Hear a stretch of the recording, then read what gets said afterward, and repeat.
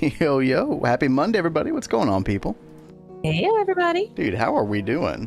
Let's see. Okay, hold on. First of all, can I find your names in the midst of the rat infestation? I'm not sure. We'll see what we can do. Yo, we got Blade Master coming in with the piano cover already. Yo, we'll check that out in a bit. We got Berchacha, we got World Map, we got Lori, we got Rats Cozy Games. I don't know why I said that username out loud. We got Sleepy Mousy, we got Stim, we got Panda in here. Yo, what's up, everybody? And Naisha, hello, hello. And we got Kat. That's what we're doing today. Kat, how are you doing today? I'm already ready for a cat nap. She is so sleepy as hell today. I don't know what's going on with her, but well, she didn't get enough sleep. That's what's going on. But you did, and I dude, did. Guys, claps for Vin. He actually woke up early. I woke up. I did a workout. Doing his workout on his treadmill and everything. He's doing good. And I'm exhausted as well. But we continue, chat. We press on. So you can still see the cat ears in the background. Oh yeah, dude. Who was it? Was it Nova? I think it was Nova. What's up, Nova? Yeah. You also suggested the cat paws like reaching out in the sky. I really think we should do something cute like that. Oh Lord, we'll see what happens. But like, like one of our final twist multis, like in UMV or something crazy like that, the deployed nano core is what's going to end up going here. And yeah, I think we could make something work. I think that could be really funny. In what got dubbed last week, chat, as Vinas Catrith, our own little Minas Tirith. And chat, I got things to show off. I was busy in here. Cat was off doing other cat like things, which is totally cool, right? Real life, Yeah, I have real life responsibilities, man. But I had some time this weekend. I say we just press on. Show me around the base. Oh, we're gonna show some new stuff right now. Let's just get straight into it. We got Sci-Fighter in. Got today off. Hell yeah. Yeah. Happy Memorial Day, everybody who's in the United States. Happy freaking Memorial Day, man. Cat things like sleeping. I wish. I really haven't gotten much sleep this weekend, so I'm quite tired. Yeah. Cat things, pushing things off the table. No, I have not been a destructive kid today. No. Nothing like that. But yeah, happy Memorial Day. People will meme on the United States in all sorts of ways, but in all seriousness, to everybody who legitimately fought for stuff that involved our freedom, like, may they rest in peace. For real, my granddad's probably going to be joining them in the next couple of years. We'll see what happens with him. He's at the VA home right now, so thinking about him today. So, but let's get back into it, Kat. Hope everybody has a good day. Hope you have some good food and all that stuff. All the normal Memorial Day shenanigans, right? F to pay respects, exactly. Yep. Exactly. Chat, I did a lot of work on our magic area. Now, don't get me wrong, there's a ton to do. This is all work in progress, but we did planning probably more than anything else.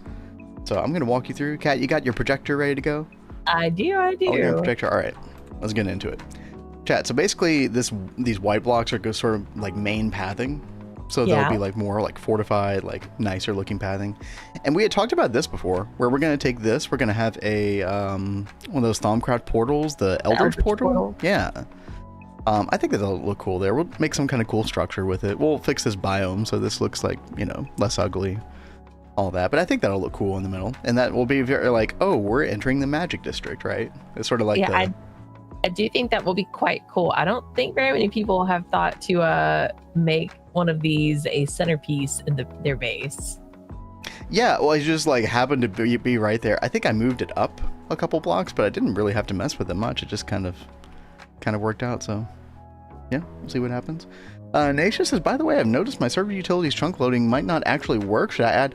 Oh yeah, you make sure that you are messing with both the server utilities.config and the ranks.txt. Especially if you are playing on a server, you do need to mess with the ranks.txt. I remember when we updated 2.7 in Neo Tokyo. Was it 2.7? Yeah. And our trunk loading was not working for a while. And so I had to like go and mess with a lot of the default settings to actually make that work. Bit of a pain. Anyway, back to our tour here. Come along this path. Basically, it forks like to go around both sides of the Eldritch Portal. It converges here. And then you got some more like, city buildings, etc., etc. And then I started out with this building, chat. This is a kind of a work in progress, but I've been testing out some ideas. A little stained glass like crystal kind of, like window dressing, etc. But this is going to be like the sort of general purpose Thaumcraft use building. And so we come in here, and I did make enough of these pedestals. I've actually got them in my inventory here, extra 17. We're going to be moving Thaumcraft stuff here today, chat. I'm really excited about actually moving like Thaumcraft stuff to like its like semi-permanent home. And eventually, chat, we will get Thaumic Energistics. Is that what we call it? Whatever the applied energistics Thaumcraft stuff is. Yeah, whatever. This is cool. Yeah, so I'm testing some ideas. We're going with some like, you gotta have bookshelves in your Thaumcraft area, right? Yes, you do. Of course, why not? I'm not sure where No. Yeah, no, is not the Church of the Rat. You know what? I mean, with all these like rats that are scurrying around at the beginning of stream, Kat, you got to get that sewer done this week. I do need to get the sewer done. They need a home. It's getting out of control. Yo, 60H, what's up? How's it going? Eldritch Altar in the middle is nice. Thank you, Sci-Fighter. Yeah, that just was kind of like a happy accident that just kind of worked out, right? So we'll make something cool out of it. But you all get the idea. Like, there'll be like, probably the terminals and stuff like that for applied energistics for Thaumcraft over here. And I don't know, like there might be a lot of like just aesthetic stuff in here as well, but we'll see what happens. Again, work in progress. But back here, chat, this is one of our twist multis. I don't even know what this thing quite does. Industrial Alchemy Tower, but I needed a place for this, and I did want it to be inside, so I think it'll look pretty cool right here. Yeah. In the back. So hopefully we'll see. Yo, Dataki, really what's up? Sorry, Kat, what? I can't wait to get some of these things like built. I know. Well, by the end of EV, hopefully before Ross Run, we'll at least get a couple of them built. Because there are quite a few accessible in EV. Or like beginning of Ivy, kind of like around that area. Advanced glue is done. Nice Blake. Very nice. Well Nova done, says, sir. I really like the design of this. Those logs for framing really set it off. And I agree. Like, I would not have thought to use the jacaranda wood. Yeah, I didn't have it initially. Yeah, because the jacaranda has like some really slight. well. The jacaranda has some like slight purple tints in it. Yeah. Which it definitely works out. So. Very happy about that. We'll probably plant some of those trees around as well. Right, Kat, you and I keep talking over each other. I don't know what's up with us today. I was just gonna say I'm gonna plant some jacaranda trees around. What were you saying? That sounds good. I was just saying I'm surprised it plays so well with the great wood. Yeah. Yeah, I didn't even think about like how well those two blended. Yeah, I guess it works, doesn't it? Yeah. I think it's got a little brown contrast in it too. Yeah. But anyway, so we got that done, chat. By the way, I put one of these trees here, the Tree of Transformation. If you leave this heart blue, it like changes the biome around it to I forget the name of the biome, but I don't know what the range on that is. I didn't really want that because I just wanted the visual effect of these leaves, which hopefully it's a pretty big range. Oh, with the biome, you mean? Yeah. Yeah. I didn't really want that. I mean, at least like a chunk. Yes, you missed the rest of the rats, Mr. Nibbles. Hello. Ayo. Hope you had a good weekend. Hope everybody had a good weekend, by the way. Me and Cats was kind of a mixed bag. I was actually kind of glad Monday came around so we could start streaming again. So, I really like designing this. Those logs for framing. Oh yeah, we already read that. Yeah, from Nova. So here's the thing: is like this is the kind of build that kind of needs to look a little bit symmetrical, and so this building on the left was making things really imbalanced looking. So I did duplicate the like basic structure of the building on the right as well.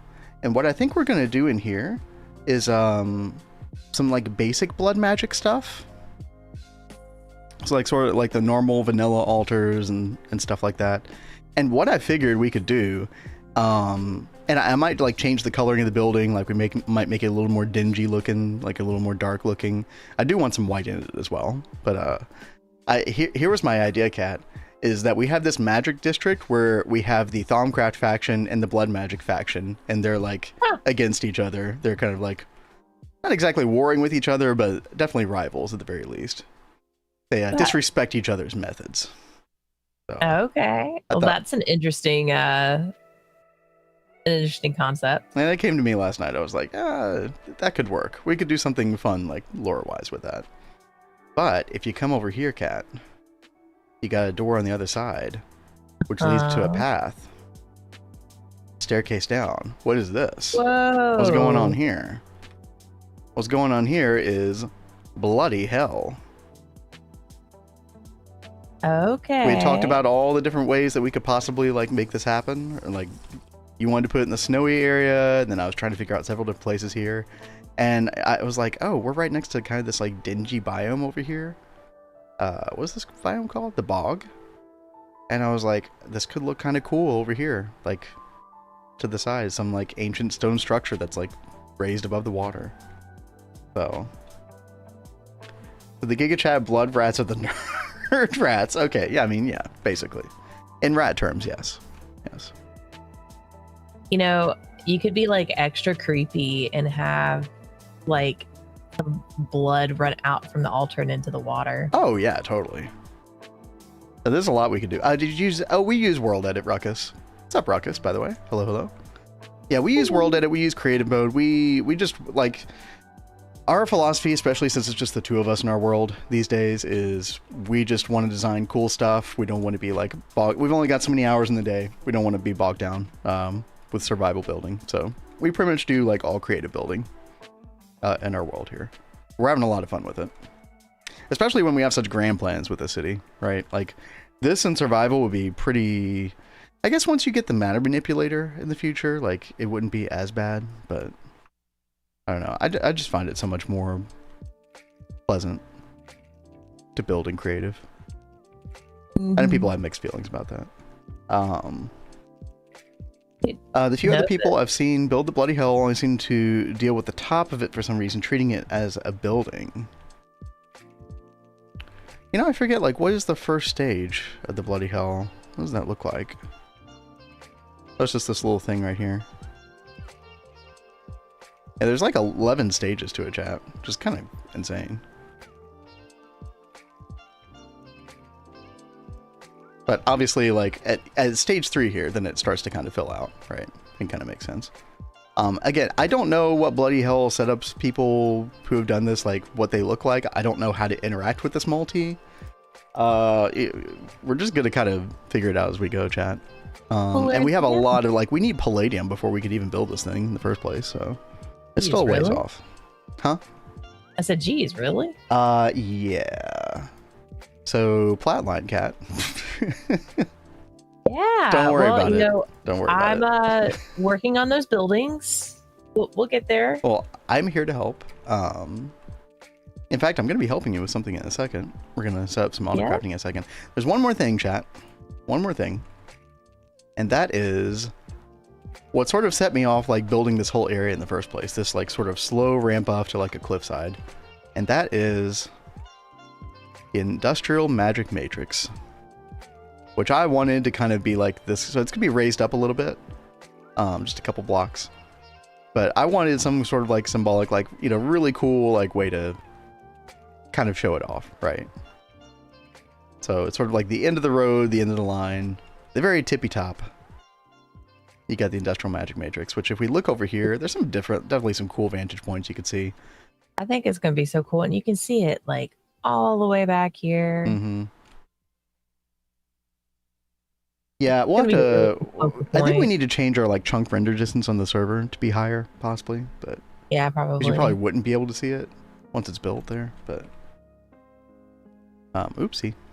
So I don't know if you saw, Nova made a comment about, you need some skeleton statues over by the Bloody Hell. Ooh, that's a good idea. Really cool. All right, see, dude, Chad, there's so many possibilities. I really wanted to get the foundation together so that we can actually, like, you know, flesh a lot of this stuff out. Because obviously I'm going to be spending a lot of time here over the next couple of ages. Kat's doing her Gregtech stuff. I'll be doing all my magic stuff over here. So should be really, really good. And I was working on this cliffside. By the way, the cobblestone is temporary, chat. We're going to fix this eventually. But this is the first time I ever tried to make, like, a little, like, cliff, like, pointy edge thing kind of like this. It works. It works. I think it'll look better when I get some different textures going. But yeah, this was the vision. The vision is coming to fruition, chat. Got a nice little magic district over here. I like the plannings of it. So I am really, really excited about this. And I hope you all are too. Thank you, Mr. Nibbles. In hopes that someone will ever figure out how to turn on... Yeah, chat, nobody has figured out how to make this thing work, by the way. It may just be impossible, and the actual like multi-block author might have to make adjustments. I'm not sure. But yeah, no, at least no one in the Western world has gotten this working. So that's unfortunate, because that is such a flippin' cool multi-block. Oh yeah, dude, it's awesome. And we're going to make it look awesome, right? At the very least. Even if it is useless.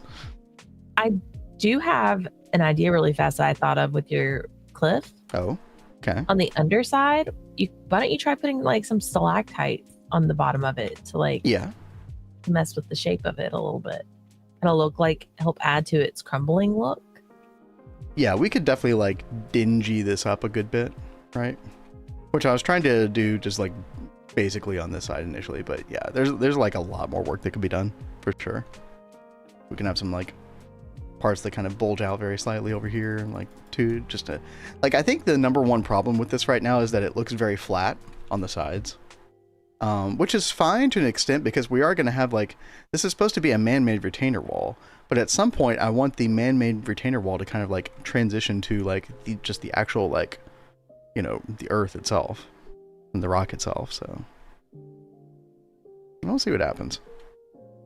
But I'm just glad to actually have a place where I can actually put Thaumcraft, because to be quite frank, chat, let's go over to our little Thaumcraft area. I think we're outgrowing this this tiny little space. It's feeling quite cramped over here these days. So we'll get there, and then I actually have a place to move blood magic technically as well. So that is true. And get the stuff out of the way so we can just have more alvearies, more bees. That is you will need all the space. Yeah, I'll need more space in this, obviously, right? But like the starter bee area, essentially. You can be frank if you'd like. Can I still be Nibbles though? Yes, we'll allow that. Something like frame boxes or the wall blocks for vertical stability. Ooh, okay. Yeah. I like where your head's at. Nebun Blazing, we're talking about 6 pure 5 million nodes just to make it work. Like 5 mil. Chad, how do you get 5 million in a node? Actually, I think it is possible with the industrial apiary. But yeah, that's just ridiculous. So chat, I think today I'll be working on moving some of that Thaumcraft stuff. I have a couple other plans. I'm keeping under wraps at the moment, but yeah, that's mine. Plenty of space for Eldritch Horror magic. So that is the plan, Cat. Let's where were you at like at the very end of last week, like last Thursday? Well, we were... Oh yeah, we've been having some benzene problems, chat. Yeah, I wanted to check this really fast. It should be working. Oh god, this shut off again. Yeah, okay, here's the problem, Cat, is this is not receiving benzene because this is like recursive with the benzene. So it needs benzene up here, but a lot of this benzene ends up getting like sent straight to fluid storage. Yep. So I think you need to like somehow provide this directly with benzene from storage or something. By the way, keep in mind that is the Fluix cable in question that is maxed out on channels at the moment. Okay. Because we were also like exceeding channel limit over here, chat. We weren't giving benzene wood for like a day straight. Yeah, so that's kind of like what started a whole chain of events. Why don't I put the dual on this one? Instead of on this one, but I don't know. That wouldn't solve the problem because that would only send benzene this direction.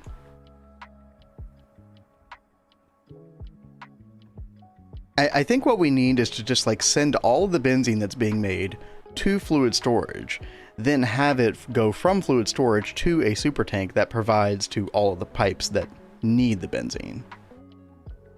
Right now things are kind of split up in an awkward way. Like, fluid storage only gets access to like part of the benzene production, which is this right here. Yeah. So yeah, I think just a little bit of redesign here, I think will help a lot. Had 18 apiaries running with jars for the overflow drones for like 2 weeks. I think I only got to like 100k or so. Damn, that's crazy. Yeah, 5 million does like... I'm trying to remember how far they got on Hive. Because I know Adidia went kind of crazy with the IA apiary on the Empowering Bee. By the way, chat, speaking of that Empowering Bee, real quick, I'm going to show this off, Cat, and then I'll come back with you. Okay. Chat, I did last night go ahead and breed the Empowering Bee, which is a huge pain in the ass, by the way, because this is one of those bees that the Rejuvenating Bee, the VB, and the Empowering Bee itself, when you breed them, they only have 1x fertility. So you have to like use a Majestic Bee to like get the 4x fertility onto them, and yeah, it's very trial and error, and you know, still kind of annoying like at this particular juncture. But we got it. So I let this run overnight on just like a normal node, nothing too special about this node. And we got things up to 300-ish or whatever. Like, I think the fact that we're only using an MV World Accelerator is kind of like, you know, it's not the best at the moment, but I think it's just about all we can do, all we can afford to do anyway. So that is going. I do have this set up correctly, don't I? Yeah. Yeah. So we'll get there, because by the end of the week, chat, I do want to get SynTV running, like, you know, with proper applied energistics for Thaumcraft. I think that'd be good. 1x is not, yeah, Empowering Bee is why subgenetics mod. Oh god, yeah. Yeah, I could totally see that.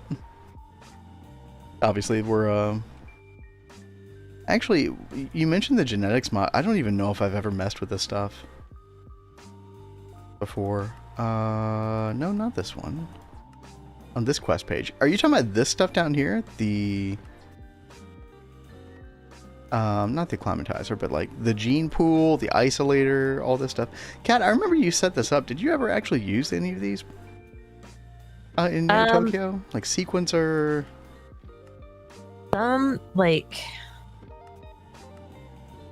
I don't think I like use them on Neo Tokyo how you're like really supposed to use them. I use them for like some supply things, like you'd need some things to be processed and made in those machines, and then I would take some of those things out, but I wouldn't use them to like mess with the bees. Right, you didn't mess with the genetics. Yeah, like you didn't do yeah. I know in one of our previous runs I messed with that. Okay. But you just went straight Gendustry when that opened up. Yeah. Gendustry is slower but more fiddly. Once Gendustry is all set up, I do like Gendustry. This genetic stuff I just don't understand at all. Gendustry is definitely the way to go, like once you get to that. But I don't think you can really do a lot with this until LUV. Correct me if I'm wrong, chat. Yeah, osmium at least. Well, anyway. Oh, Sci-Fighter, you're talking about the node? Yeah, so my understanding is just the Empowering Bee just adds like a bit of everything to your node. It does seem to focus more on like the primary elements or aspects more than anything else, but yeah, this is what happens with these. And then eventually you do this ritual with like a node stabilizer.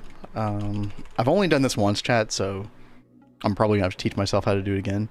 But you use like the node stabilizer to turn it into like this like pure like SynTV type node, and that's what it provides like V to your like wand charging and like to do auto crafting for Thaumcraft and stuff like that.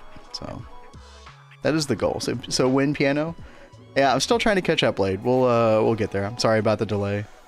If you ever needed me to refund your points, I'm more than happy to. Just let me know. I haven't forgotten. There's just a lot. There's so much to cover. Usually on Mondays, especially, dude. We got so much stuff going on. Just pulling your leg. Waka waka. Let's see, Cat, where are you? What are you getting into right now? Well, I'm making the rest of the pieces that we need for the LCR. Out of the buses and hatches, like how many of each of those do I need? You'll probably want at least 2 input and output hatches. Both. And then probably just 1 input and output bus. Okay.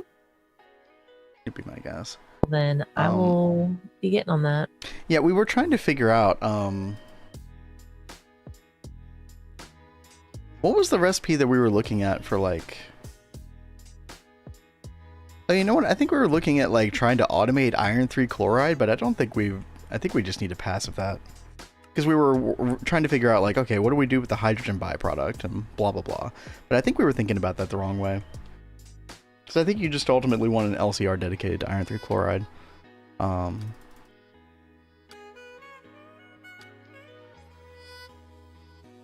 yeah, chat, I do have to help Kat. I have to teach her basically how you use 2 dual interfaces pointed at each other in order to do dual crafting, like with basically like any Gregtech multi-block that requires like input for fluids and items both. Because you have to deal with those separately. Like basically you need to make a subnet, and then you want storage buses for like a storage bus for items and a storage bus for fluids, and then you point those toward the input bus and hatch. It's probably gonna like make a lot more sense for those of you who are not familiar with that method. It'll probably make a lot more sense like just once we show it off here in a minute. And guys, I am so tired. Like, you're gonna understand this. I'm already overwhelmed. No, you're gonna be fine, Kat. No, it's gonna be great. We're gonna explain this. In fact, I'll even make a paint document for you if you want. Oh boy. Chad, who wants to see a paint document? We could add to the paint museum. I can explain it in paint with ease. How ironic, I can't find ore finder wand. Oh no. God. Oh, that's no good. Yeah, you know, Blade, the acid shop that John built was pretty cool. John's had some like really awesome ideas for different like themed buildings, like the acid shop. He had a couple other fun ideas I wish I could have seen on Vanguard. I think at this point, if we want sulfuric acid, like obviously we can take hydrogen sulfide from the byproduct from oil processing, and we're already taking that and making sulfuric acid with that. But I think we are going to run out eventually. Once you get the LCR, you do get that that other recipe. I think it's LCR only.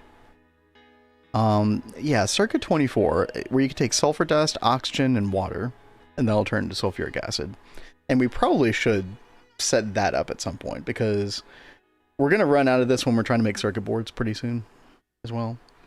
But the first order of business today is Kat has already made an LCR like from at the end of last week.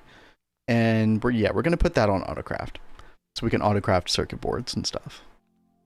And then we'll worry about things like sulfuric acid here later. But what I'm thinking is that we do have bees that can probably make a lot of sulfur dust. In fact, I'm trying to remember like what is the best bee for doing that. Sulfur comb. Let's look at this real quick, chat. Oh yeah, definitely sulfur bee, right? 70%. Yeah, we actually might want to prioritize that. Peat. That's rural and clay, and then ash, coal and clay. Yeah, this is pretty easy to make, actually. Oh yeah, the tire. Yeah, I forgot about the tire shop. I wish I could have seen that when you finished. Yeah. No, he's the one that originally came up with the soap shop. You guys remember? Mm-hmm. And then System ended up doing it on Vanguard after he heard about it from John. That was like, I think that's such a brilliant idea.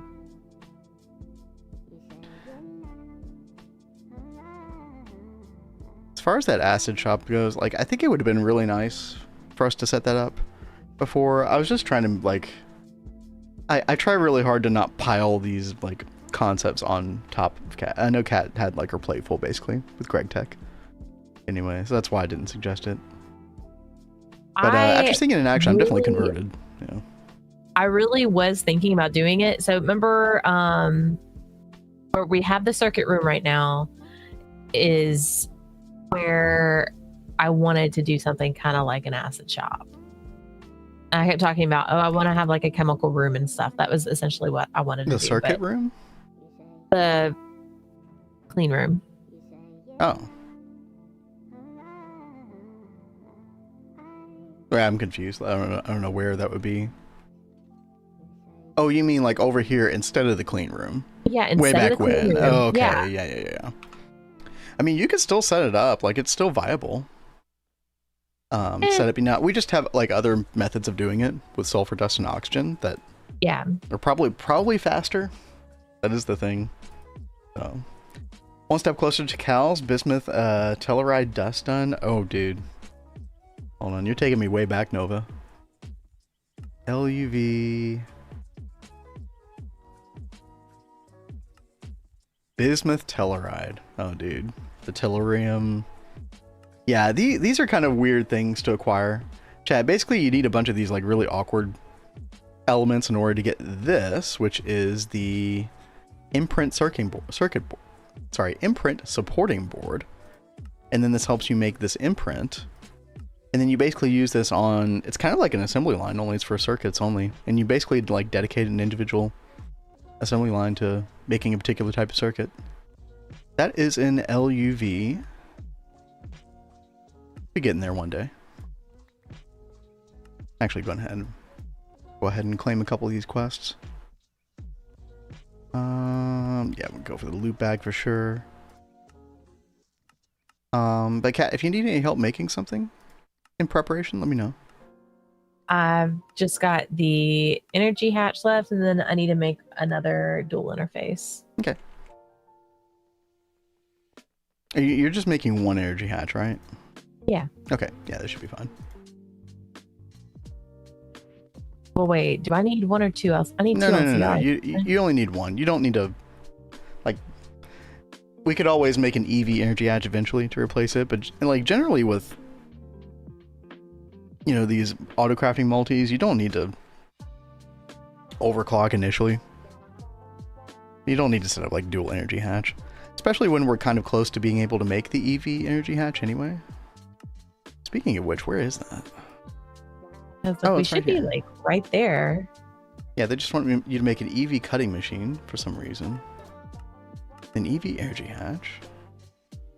I mean, do you want me to go ahead and make this? You need tungsten steel. That's what's going to block us. All right. That's Mars, right? That is Mars, yes. I think we could technically do it without Mars, but, you know, we might as well.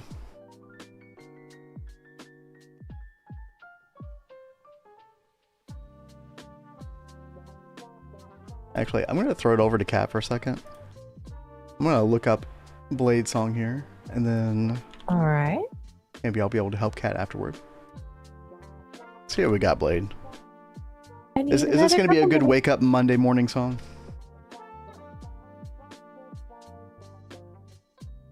Hopefully, because I could definitely use the help right now. I'm sorry I'm so out of it, guys. No, you're good.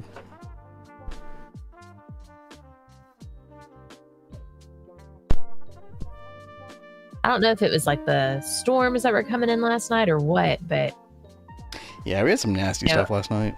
I'm trying to go to sleep last night, and I'm getting this like awful migraine. Kept me up so long. Medicine just was not cutting it.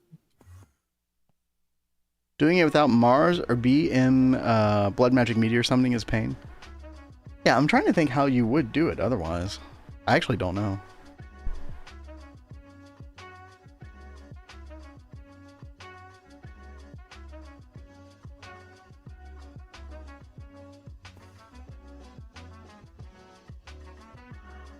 Storm that was approaching. Yeah, we've had like some really bad storms go through the past like week and a half, I guess. Yeah, I heard there's some really bad flooding in like Kentucky and Tennessee as well. Oh yeah. So they've kind of gotten the brunt of it. Oh, and stone. Yep, you're right. Because you get the tungsten dust that way. Or the tungstate dust, maybe?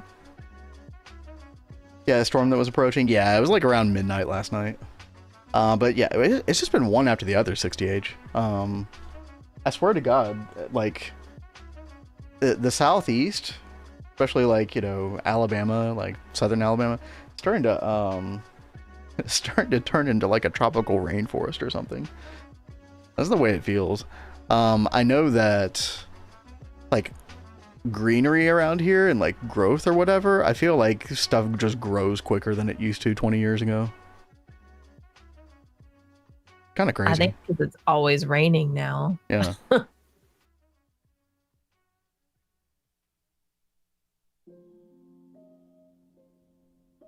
Gold what? Too low power.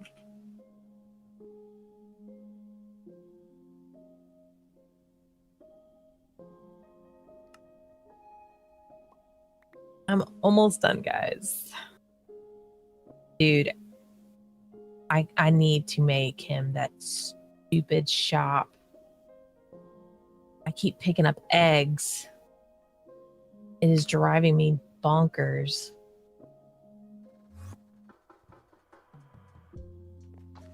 And see, I'm responsible. I take them outside. Oh gosh. Okay, Blade, I'm gonna try this. This is like basically like, you know, chat, you have like modes, which are like different like half steps and whole step combinations for scales for like piano playing or just in music in general. And the Egyptian mode, everybody knows the Egyptian mode. It's like, or I guess it's sort of like a Middle Eastern mode in general, like kind of.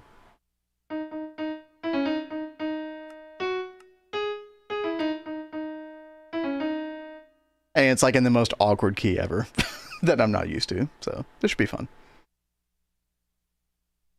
Let's see what we can do.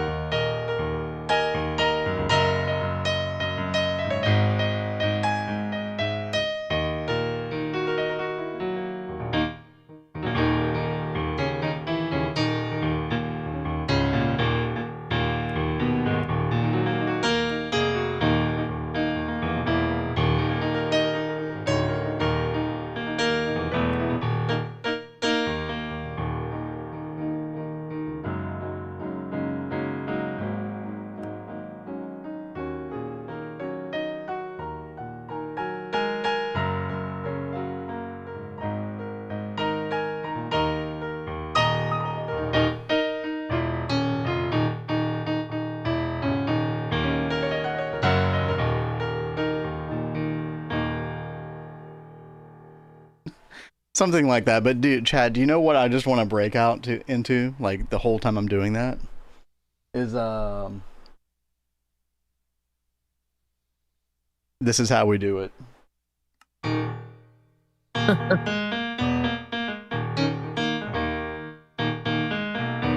God, it's a party dress? I mean, you know, that was a close second. Dugadoo. I don't know if Dugadoo sounds familiar to me. Dugadoo? Is that some kind of new, like, music meme or something?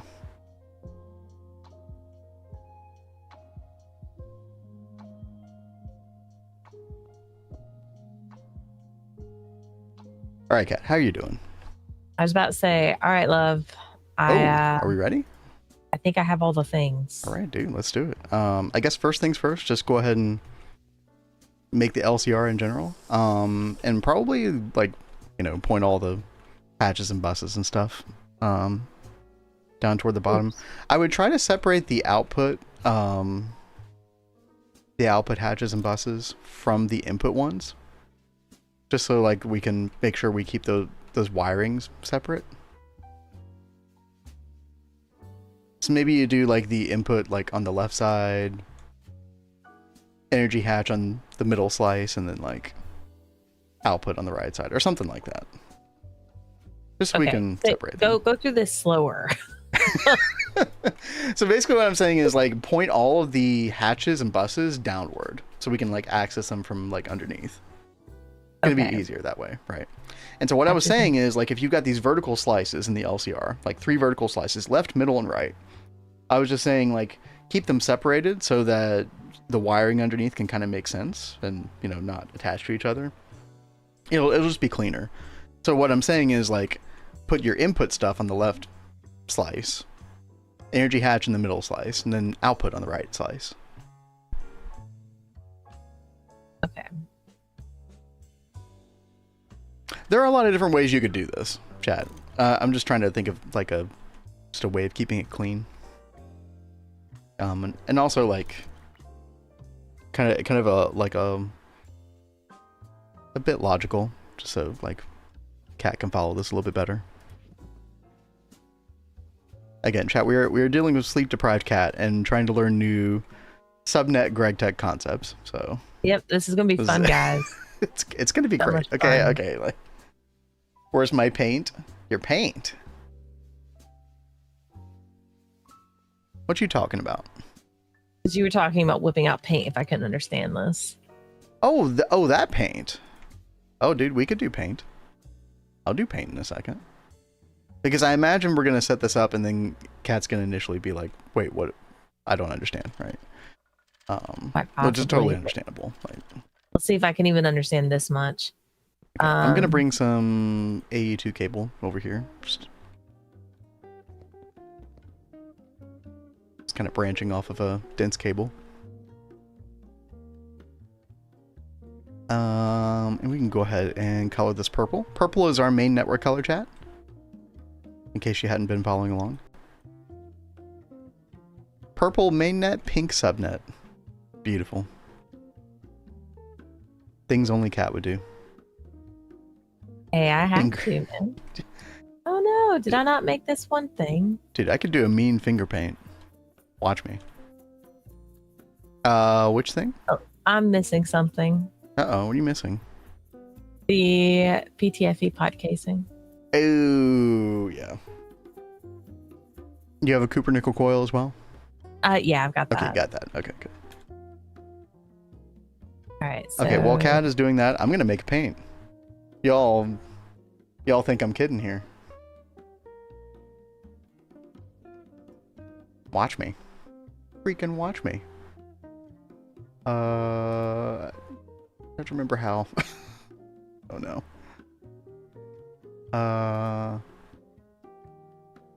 Here, we got like purple. This is mainnet, right? And then you got these dual interfaces that we just made. You're gonna have one dual interface like this, kind of pointing this direction, and you're gonna have that directly on another dual interface pointed toward it. So they're both facing each other, right? And then you're gonna have, let's just say we use like a green for like a random subnet color. This is a subnet that's like dedicated to just like trying to deal with both the fluid and the item and putting them into the LCR. So you got like, actually, let's do orange. This is item input. And then we got blue. And this is fluid input, right? Wait. We'll just do both of these I. But orange is item, blue is fluid.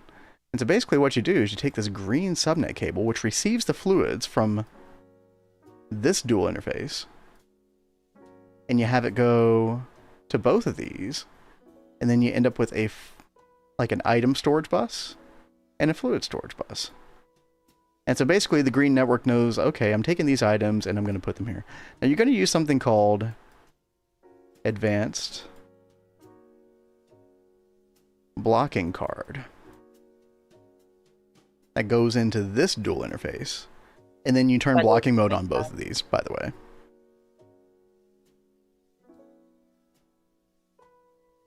Block on both. There's supposed to be a C in there, chat. Just work with me. Trying to whip this up real quick.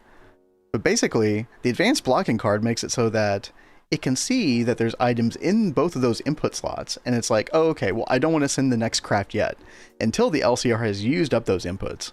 And then once all these slots are empty, then the advanced blocking card knows, oh, okay, now I can send another recipe's worth into the thing. And then obviously, chat, you need to come down here and you need to power the subnet as well, right? So you do a little ports fiber. Look at that. Are we following, class? My Twitch is bugged for some reason, not accumulating channel points. What? I have never heard of that before, Mr. Nibbles. I have no idea. That's no good. Doesn't the advanced blocking card go in the green subnet? I think you're actually right. Hey, I'm sorry, chat. It's been a long time since I've done this, actually. But I think you are right. What's up, Kat? Can you do me a favor and go redeem some logic processors for me? Logic processors. Yes. I got you. I'm right here by you. Do we not have any of those on Autocraft yet? No, not yet. Ooh, okay. Go ahead and get our glass cable too while we're at it. Logic processors. There you go. Thank you, thank you. Loose mode. Yeah, the loose mode thing was like a... Isn't that new, chat? I think that was like a new thing in 2.7 or something. I never have actually messed with that button since that was added to the interface. If I could actually... Hold on. Let me actually just try to go look at an interface right now. But yeah, I think y'all are right. The advanced blocking card needs to go in the subnet dual interface, not the... So the one that's touching the subnet, the green network, not this one right here. So good catch. I appreciate y'all for correcting me on that. Here we go. Oh no, loose mode was something else. Yeah, so loose mode is something that you get access to when you put the advanced card in, right? I was thinking of this thing right here, the smart blocking mode, like allow insert same recipe. I've not messed with this, chat. I don't know exactly what this does, but you turn blocking mode on both of the dual interfaces, this right here. So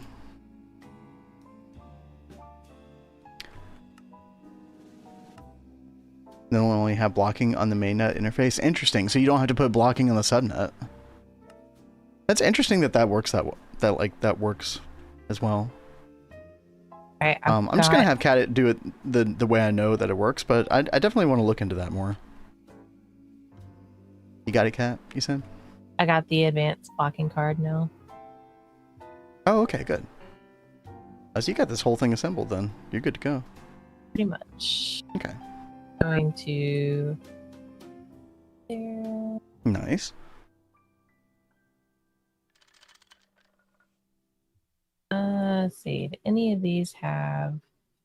This has benzene. Oh, Kat, I'm gonna go make a normal ME interface. I assume you don't have one. No. Okay, I'll go make one real quick. I only have That's P2Ps and dual. Because we're really only going to be dealing with item outputs here initially, so.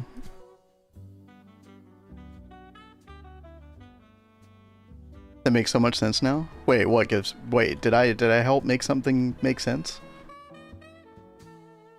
Do we have a teaching moment, chat?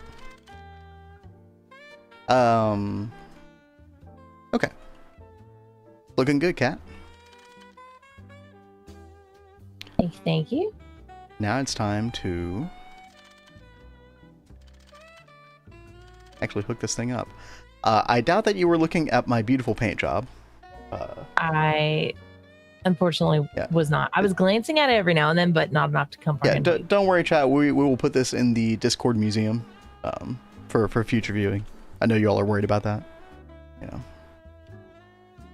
know. No. So okay, do you have a? What is that? Something on both? What are you talking about? Under the interfaces, you say something on both. What is that? Oh, blocking on both. Blocking mode okay, on both. Yeah. Sorry. Yeah. Oh, do we have a storage bus and a fluid storage bus? Negatory. Okay. I'm gonna make 2 ME interfaces. I'll work on making these. You'll make those? Okay. Yeah, that's fine. What you can do is we need a way to get the output, the item output that we're getting from this, back into the system. So you can go ahead and hook up purple cable to the output bus. Like have the interface on there. Kind of like how you did with some of the other multis. How you got items back to the network.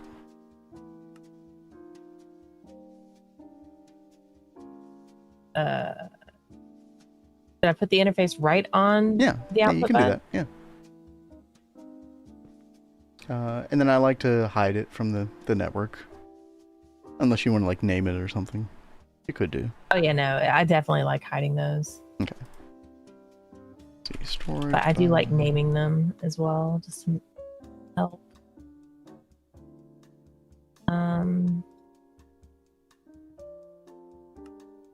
Sorry, chat. Thanks for being patient with us. We didn't have everything that we needed made ahead of time. So ultimately, this is going to make circuit boards. Yes. Yeah. And it'll be able to make other things in the future as well. Like, we can program it to make like eyes vendor and other stuff like that. And then eventually, if we want to use the fluid output, we can do that. We probably won't be using that initially, but never thought about how to do a dual interface crafting on multis. You paint diagram made so much sense. Oh, good. I'm glad. Yo, that's awesome. No, I actually will post this in the Discord, unironically, chat. In fact, I might just go ahead and just do that right now while I'm thinking about it.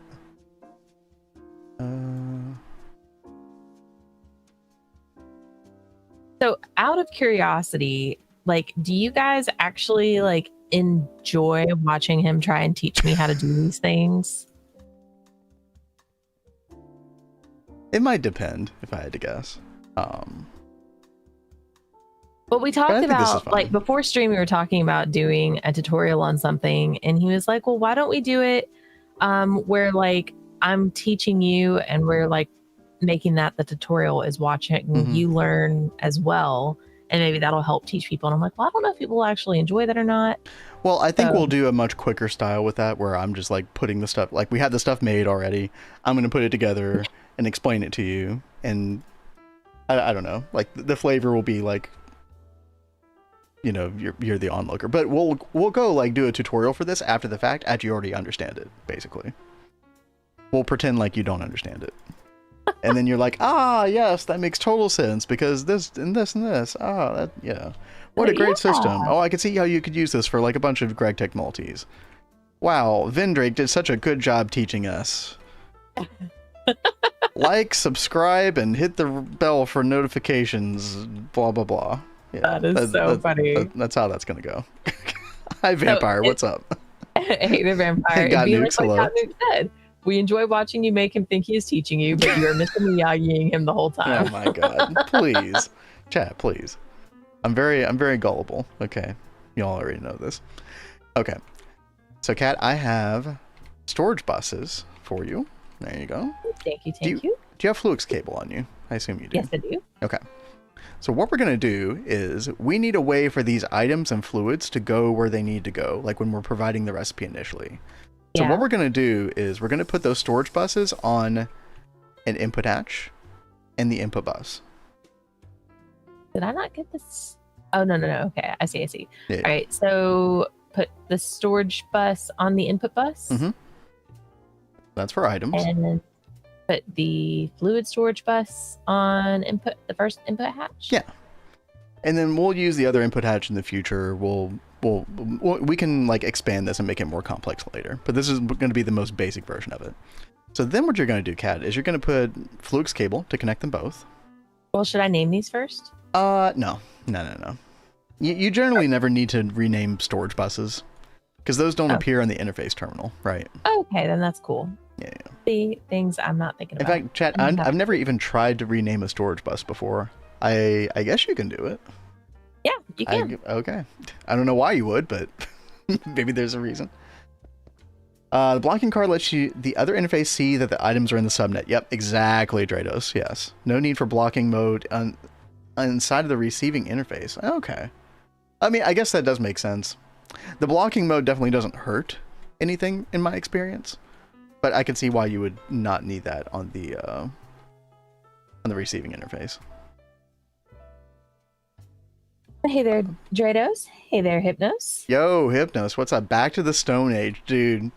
Back at it again. Are you just playing vanilla GTNH, Hypnos, or what are you up to? Glad to see you back into it. So this is going to be part of the subnet, Kat. So the subnet is going to receive the items, and then the storage buses are how it knows, oh, this is where I put those items. I would not do pink, because this is not the same subnet as the subnet P2P system that distributes channels for the mainnet. So I would choose a different color for like these situations where you just have like a little mini subnet.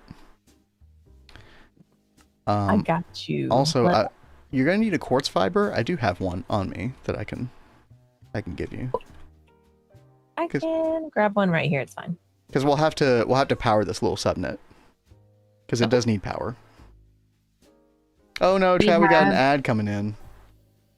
Well, it's fine. I've got to go across the river real fast. Okay.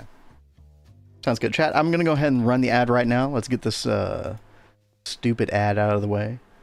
And we'll be back in a couple minutes. Well, hang tight though. Especially if you're subscribed, we'll be chilling. Got news, you got a beef with Shadowheart if I remember correctly. What's up, Wolfpack? Yes.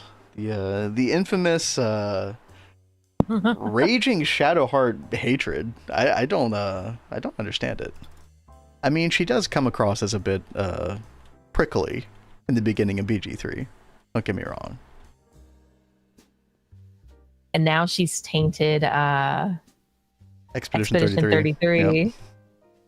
Here to throw some gas in the fire, of course.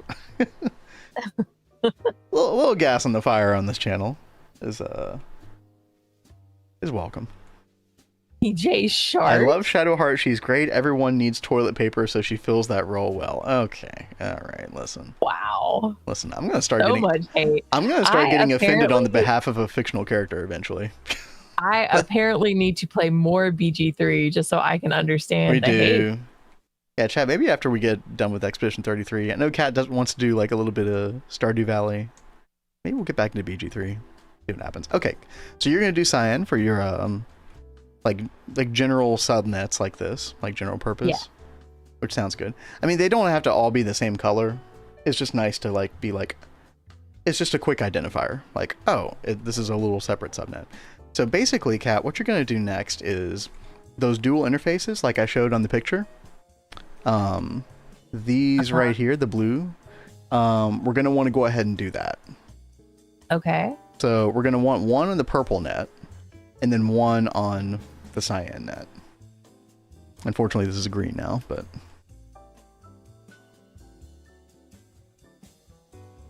and yeah, you can't do. Oh, we've already bridged them. Oh, it's fine. It's fine. It's all fine.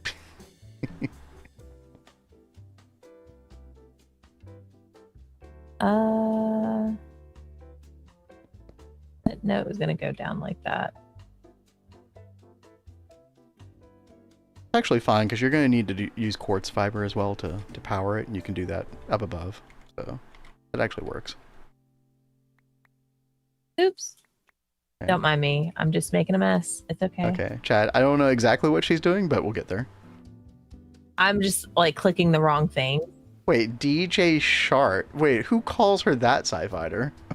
What community calls her that? I've never heard that before. What the hell? I guess we just got a healing axe, dude. It's such a good feeling, isn't it? That's so good. Yeah, dude, that's huge. Now you can relax and play the game. So enjoy that. Yep, you got the right idea, Cat. Perfect. Now the cyan subnet is powered. You got dual interfaces on both. All right, now here is the tricky part. So you're gonna want, you know how we do like blocking mode on a lot of things, because we only want to send like one recipe's worth of something at a time. Yes. So you want to do that on the purple side. Set that to blocking mode. Blocking. Yep, perfect. And now on the receiving dual interface, you're going to put an advanced blocking card. So what this allows is it allows the purple dual interface to see everything that's in the cyan interface's inventory. So basically the advanced blocking card is what allows purple to see, oh, there's something in the input hatch, or there's something in the input bus of the LCR. Which is important because if we're doing blocking mode and we're trying to send just one recipe's worth at a time, it'll recognize the fact that, oh, there's something in that fluid input hatch, so I'm not going to send another recipe's worth until that fluid input hatch is empty. Okay. Does that make sense?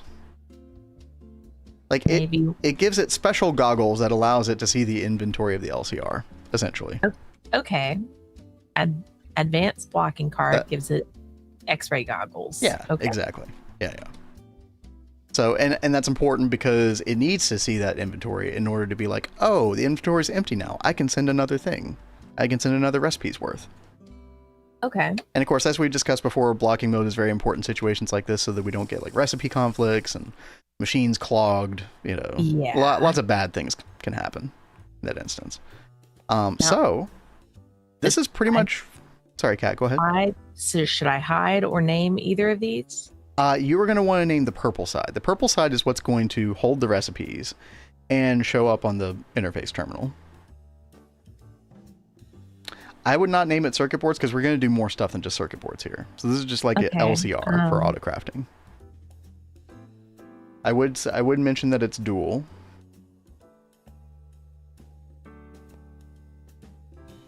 I don't think you need to say auto crafting. That's kind of like a given, right? Also, if you do start, like, I wouldn't recommend the voltage thing. The reason for that is because you're going to have the same LCR that you're going to upgrade the energy hatch on so many times, and to have to go in and, like, rename the interface every single time that you upgrade the voltage is going to be very annoying. You're going to find that very annoying very quickly. Well, I'll deal with that when I get there. I want to have that on there so I know, hey, I can not put anything above HV in here. Okay.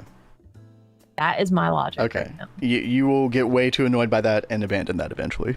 I'm calling it right now, chat. Clip it right now. Eventually it will. But that's fine. That's fine. You do you. All right. So chat and Cat, this is ready to go.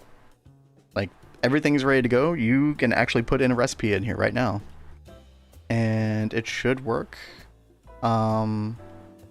Oh, Kat, you did maintenance on this, but the circuitry is still burnt out on it. Do you have fine soldering alloy wire and your soldering iron charged inside your? Out? Oh, no charge. My soldering irons.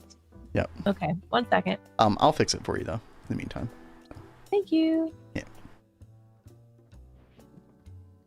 We probably need to make better soldering irons too, because we can make HV ones now.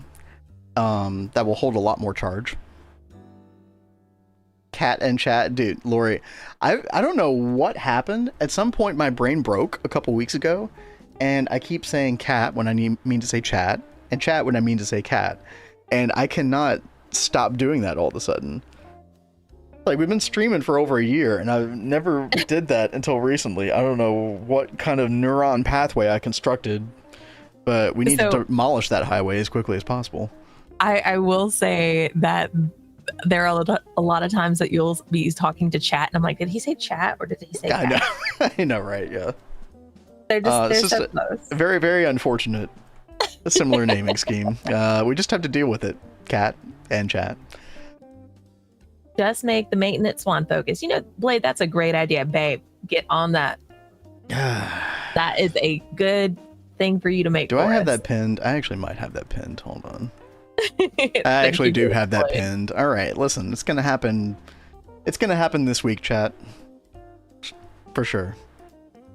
And Mr. Nibble says, I'm with Kat on this one. I put the voltage on all my interfaces after I spent hours trying to figure out why an EV recipe wouldn't craft an HV machine. See?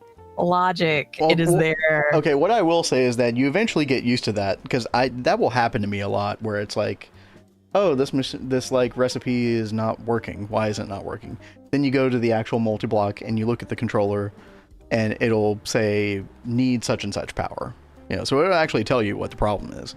So you eventually get into the habit of like encountering that problem, such that you can like, okay, I know exactly how to fix this.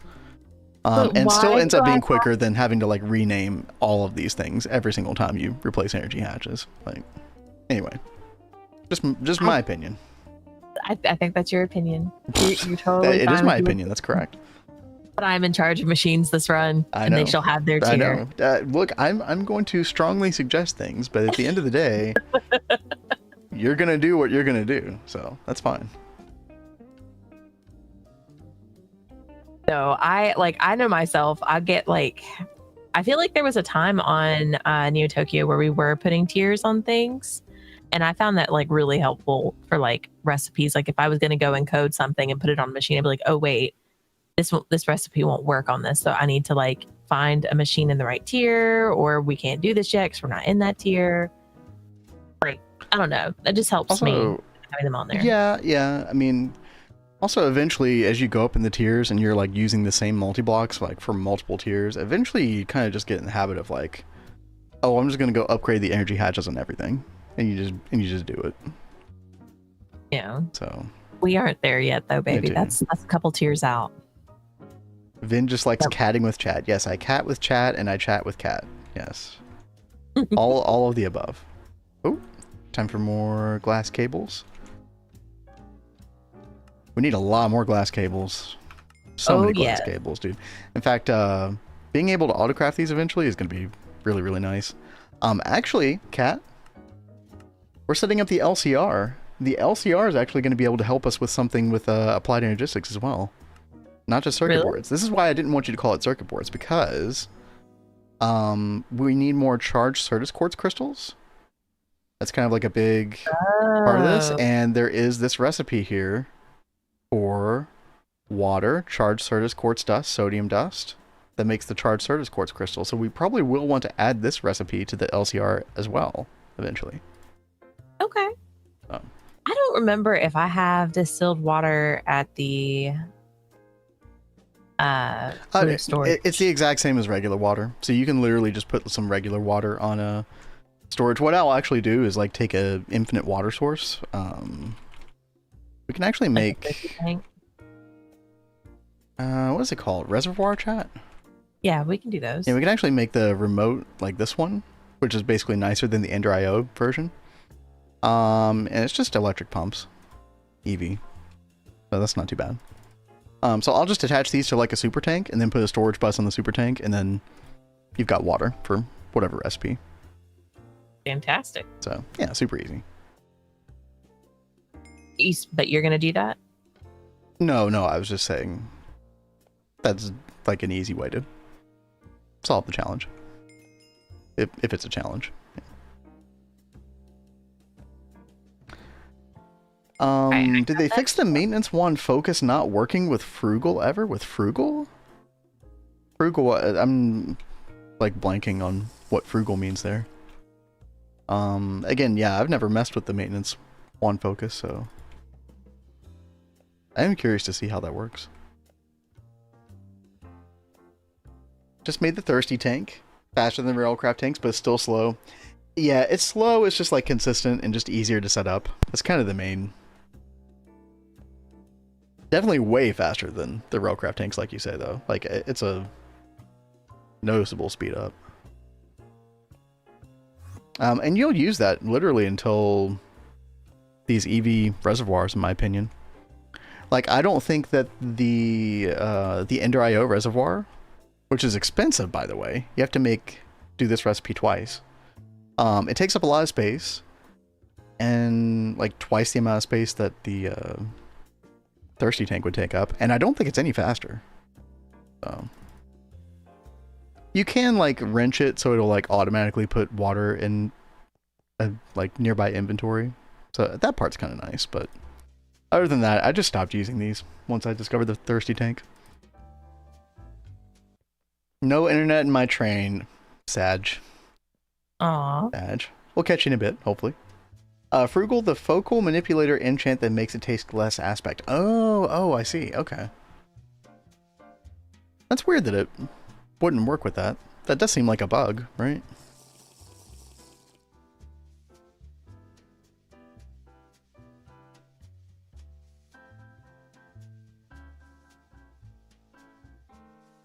All right, how we feeling, Kat? You're making recipes, it looks like. Yeah, I'm checking these real fast to make sure that Nice. they're in the system. But yeah, I'm gonna get things going for PCBs. EV multi-block centrifuge for air centrifuge to have infinite nitrogen. You know, the problem with that blade is that you need the infinite, or not the infinite, the air intake hatch, which requires IV. Which I always found like very, very annoying. I feel like this should be in, I don't know, it's like a big step up in quality of life, but I really wish it was EV. Anybody who doesn't know, chat, basically you put this on the centrifuge or whatever multi-block you're trying to use it for, and draws air from the surrounding environment. It requires IV fluid regulator, IV input hatch. Yeah, if you're an IV already, then yeah, you're set. Unfortunately, not having access, like, I think in a previous run before Neo Tokyo, I actually just fast-tracked to IV parts just to get this air intake hatch, because it made the getting the nitrogen for benzene so much easier. It means that you don't have to do any more of this monstrosity. Now, I say monstrosity. Kat did a good job with this, but there's like no good way to make this look neat. Like, mine looked like a monstrosity. Yeah, you have to like put empty cells in the like single block compressor, then it gives you air, compressed air cell, then you centrifuge that. But having that air intake hatch cuts out this step right here, which is really nice. You know, in retrospect, we probably could have done the steam compressor instead of these MV compressors, but yeah, this definitely works. I'm all Greg. Pleased to meet you. Do you love me? Are you playing your love game with Yo, me? do we have a fellow Alabamian in the chat? Yo, what up? Hello. How's it going? And Sci-Fighter as well, I believe, right? Yo, thank you for the prime. Appreciate that. We are Alabama bums ourselves. K Kona, roll tide. So I just realized something. Do I need like fluid crafting? Didn't we have like another? No, you were correct, Kat. I forgot that this was a thing. Yeah, there is a different terminal that we need. A different so instead of the pattern terminal, we need a fluid pattern terminal. Let me see if I can find that in the quest page. Let's see. Fluid terminal. It's not this one. Ew. Niobium titanium plate. No. There's a better one than that. I heard my name. What happened? Oh, we were just talking about the good old state of Alabama. Hold on. Fluid pattern terminal. Yeah.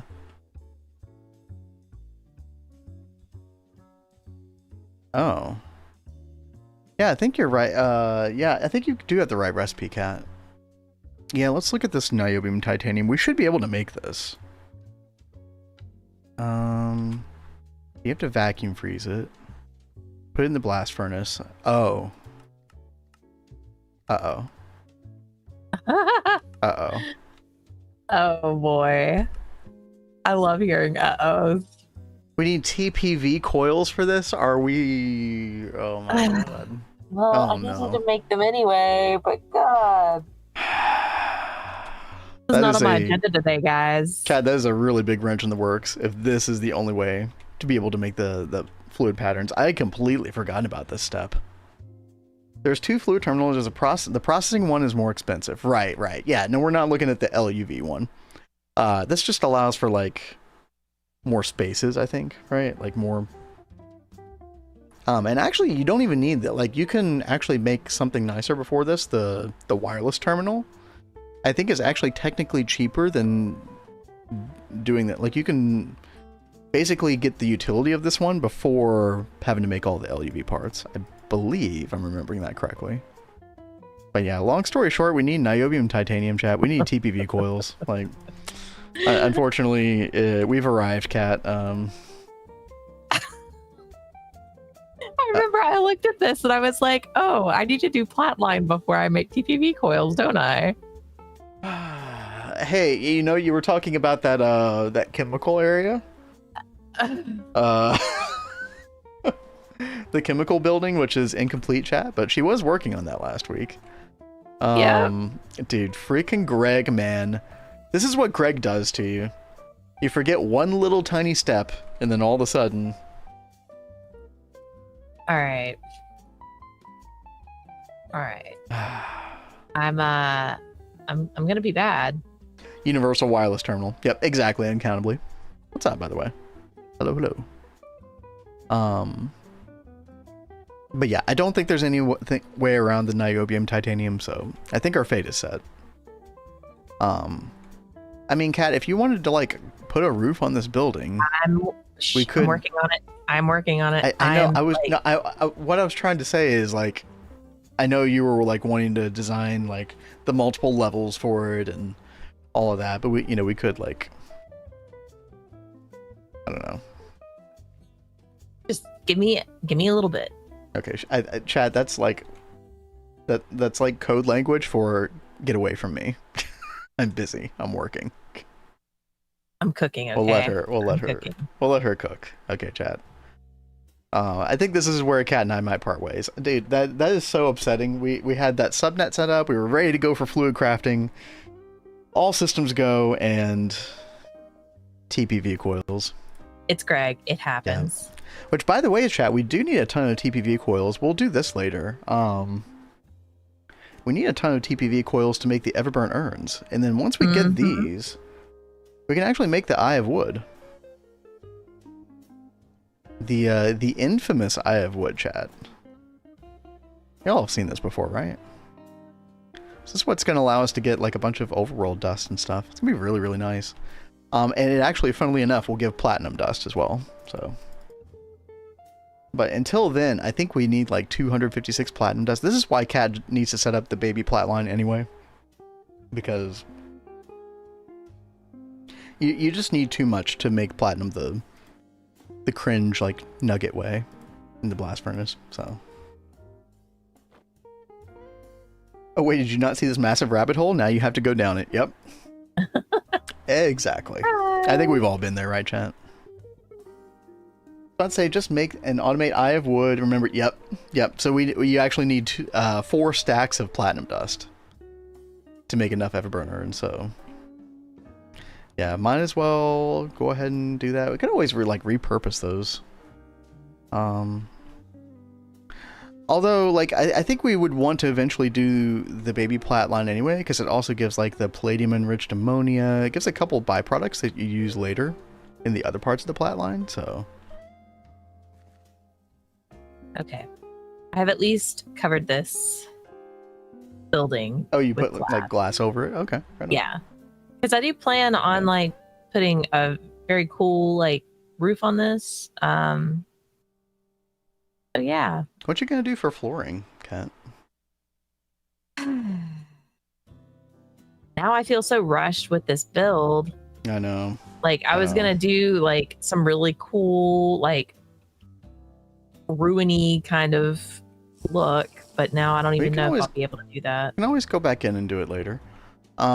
Did you still want to do the whole like middle section is like empty and there's like balconies kind of like that is what I wanted to do, but we could still do that.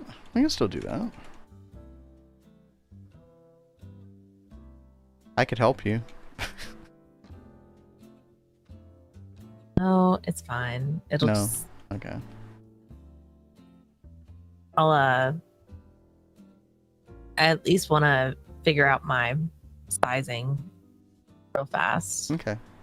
I mean, I think the middle hole is going to have to be kind of small because you need enough room on this first floor for pathway, and then enough room to like put some machines on the edges of the near the wall as well. Yeah. And then of course make sure you have your 5 basement. Mhm. Don't be like me and make it 3 tall basement.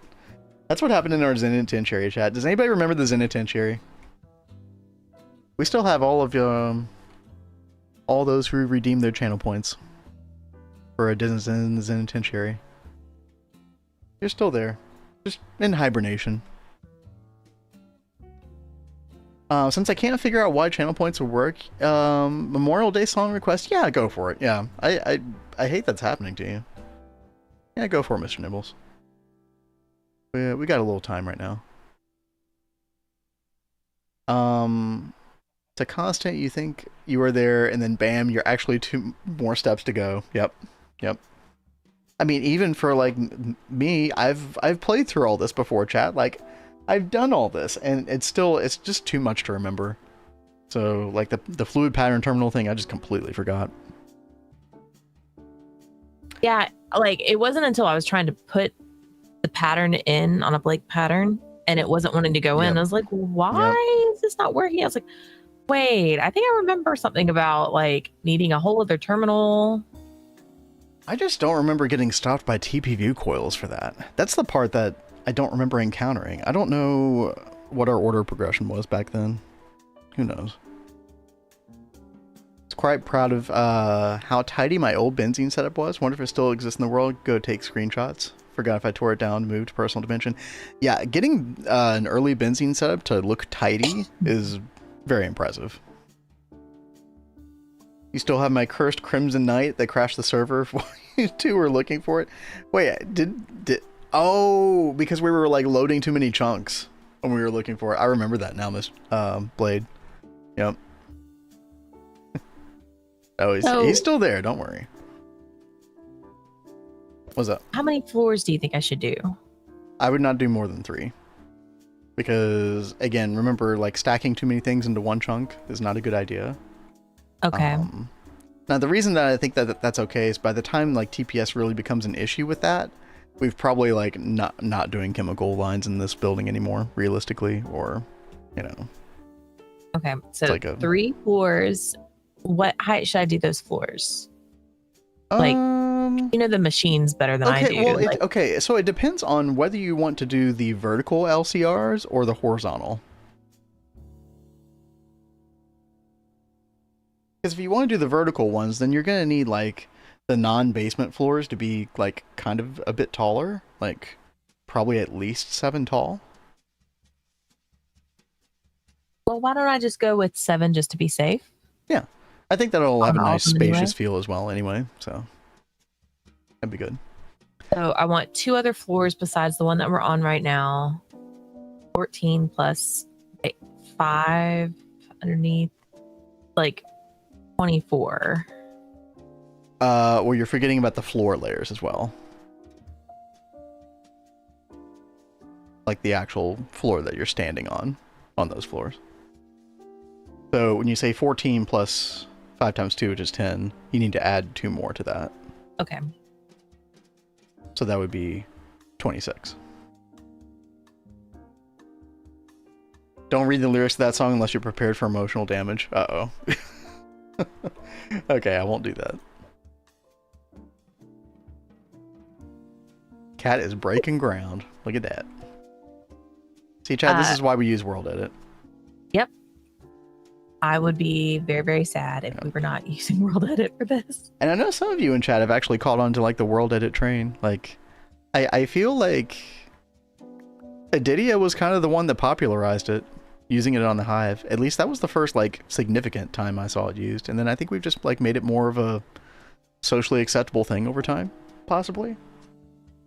I mean, I'm sure people were doing it before Adidia and the Hive, don't get me wrong. But, you know, as far as like spreading the, you know, like, hey, there's no shame in using World Edit. It's okay. I like to use slime blocks as scaffolding if I can stay in survival and have insta-breaking blocks that just take your fist. Oh, I could see that. Okay. You know, actually, that brings up a good point.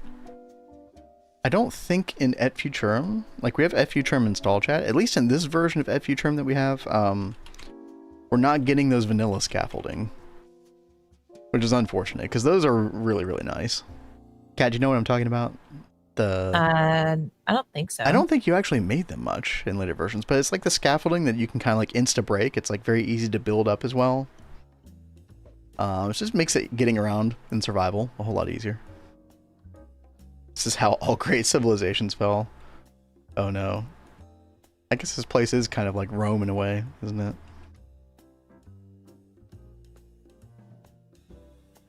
Alright, let me I'll throw things over to Kat here. Take a look at Mr. Nibble's song. Dropkick Murphys. The Green Fields of France. Okay. Aren't they an Irish band? It looks like it, yeah. I see green calligraphy-like text, so I assume that means yes. Das a big hole, yes. We could make it bigger. If we make it bigger, then there's not going to be enough room for everything Kat wants to do. So, imagine this building is going to kind of be like a mini Zenitentiary, chat. Look at the throwback, guys. Yeah. Zenitentiary 2.0. We're going to come up with a name for this building.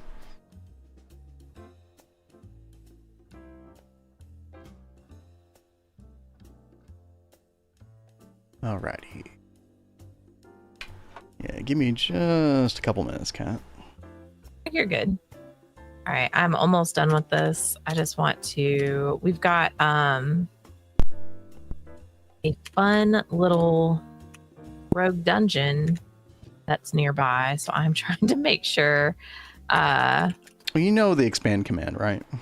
Yeah. So, yeah, you should that's be able what I was trying to say, is like I was expanding over here, and I was just making sure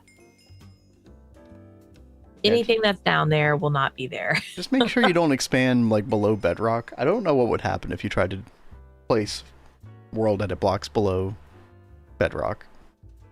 Yeah. No, I only went 10 blocks down, so. Okay. I didn't go super crazy with it. All right. I think this will give enough room to like walk around on the sides.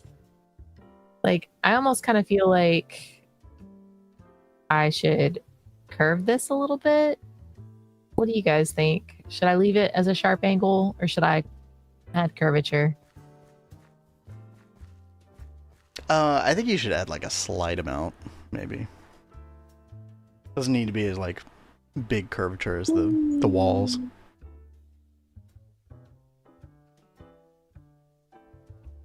I don't know. Chat, what do you think?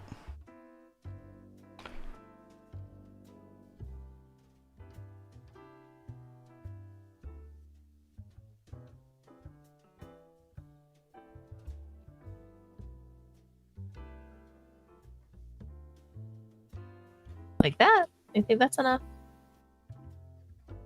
I think that's fine.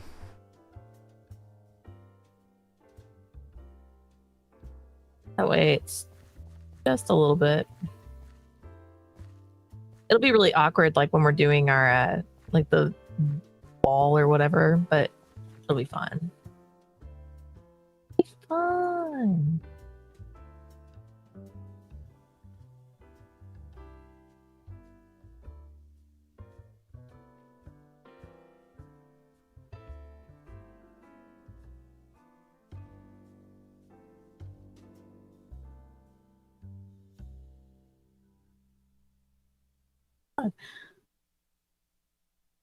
One thing I hate about this is I always forget if I right click or left click when I select stuff.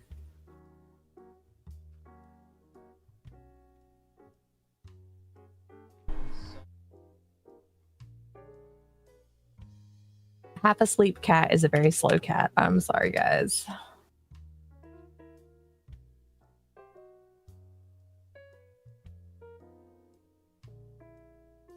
So when I was like first thinking about doing this room, like because we're like making it like we're taking over, like we found these ruins and we're like trying to move in and repurpose them and stuff. I wanted this room to be very like ruiny. And I was thinking of like, you know, go figure, like Skyrim or something, like when you go in and you find like the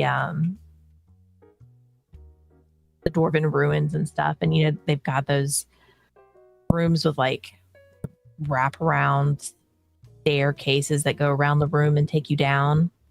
That was like originally what I was thinking, but I don't know if I'm gonna do that or not.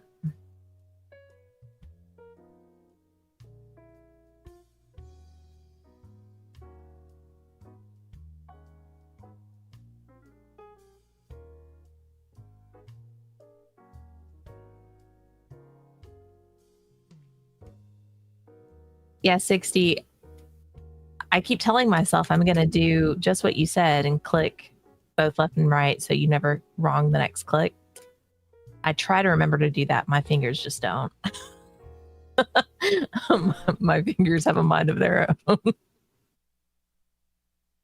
All right. All right. We've got these. I mean, now the rest of this is underground, so like I think technically we could get away with some of the like machine floors. They could always extend out like underground if we absolutely needed to. So let's see. I'm going to go ahead and clear this out. We've got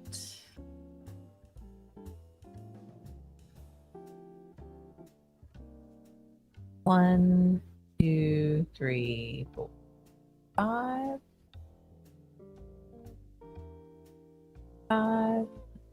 And Okay, by the way, Mr. Nibbles, this is a very sad song.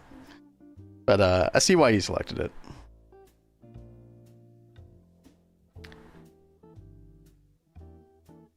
Click both left and right so you're never wrong the next click. Yeah, I've kind of done some, when like trying to make some of the retainer walls with World Edit, I've kind of like, I click my anchor point with right, and then you do left click repeatedly. Like, things like that. Alright, chat. We're going to try to play this. This is The Green Fields of France by Dropkick Murphys. Very sad song. Also, good for Memorial Day. A salute.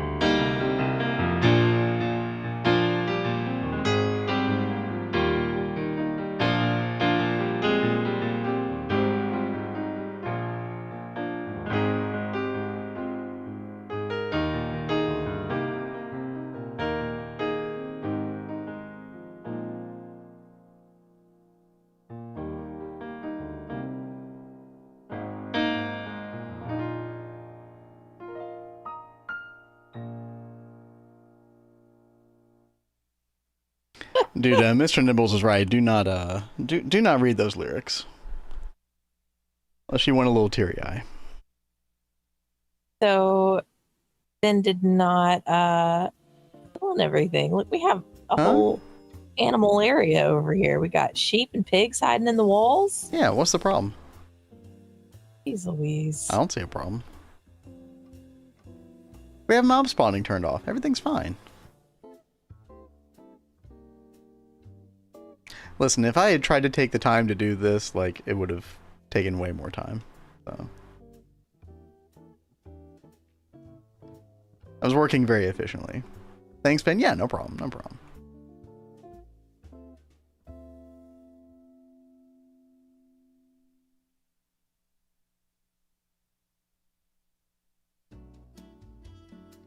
Oh yeah, chat. I have I know we keep the background music really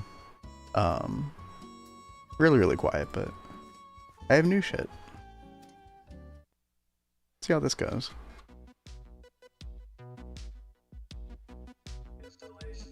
A little bit of a different vibe.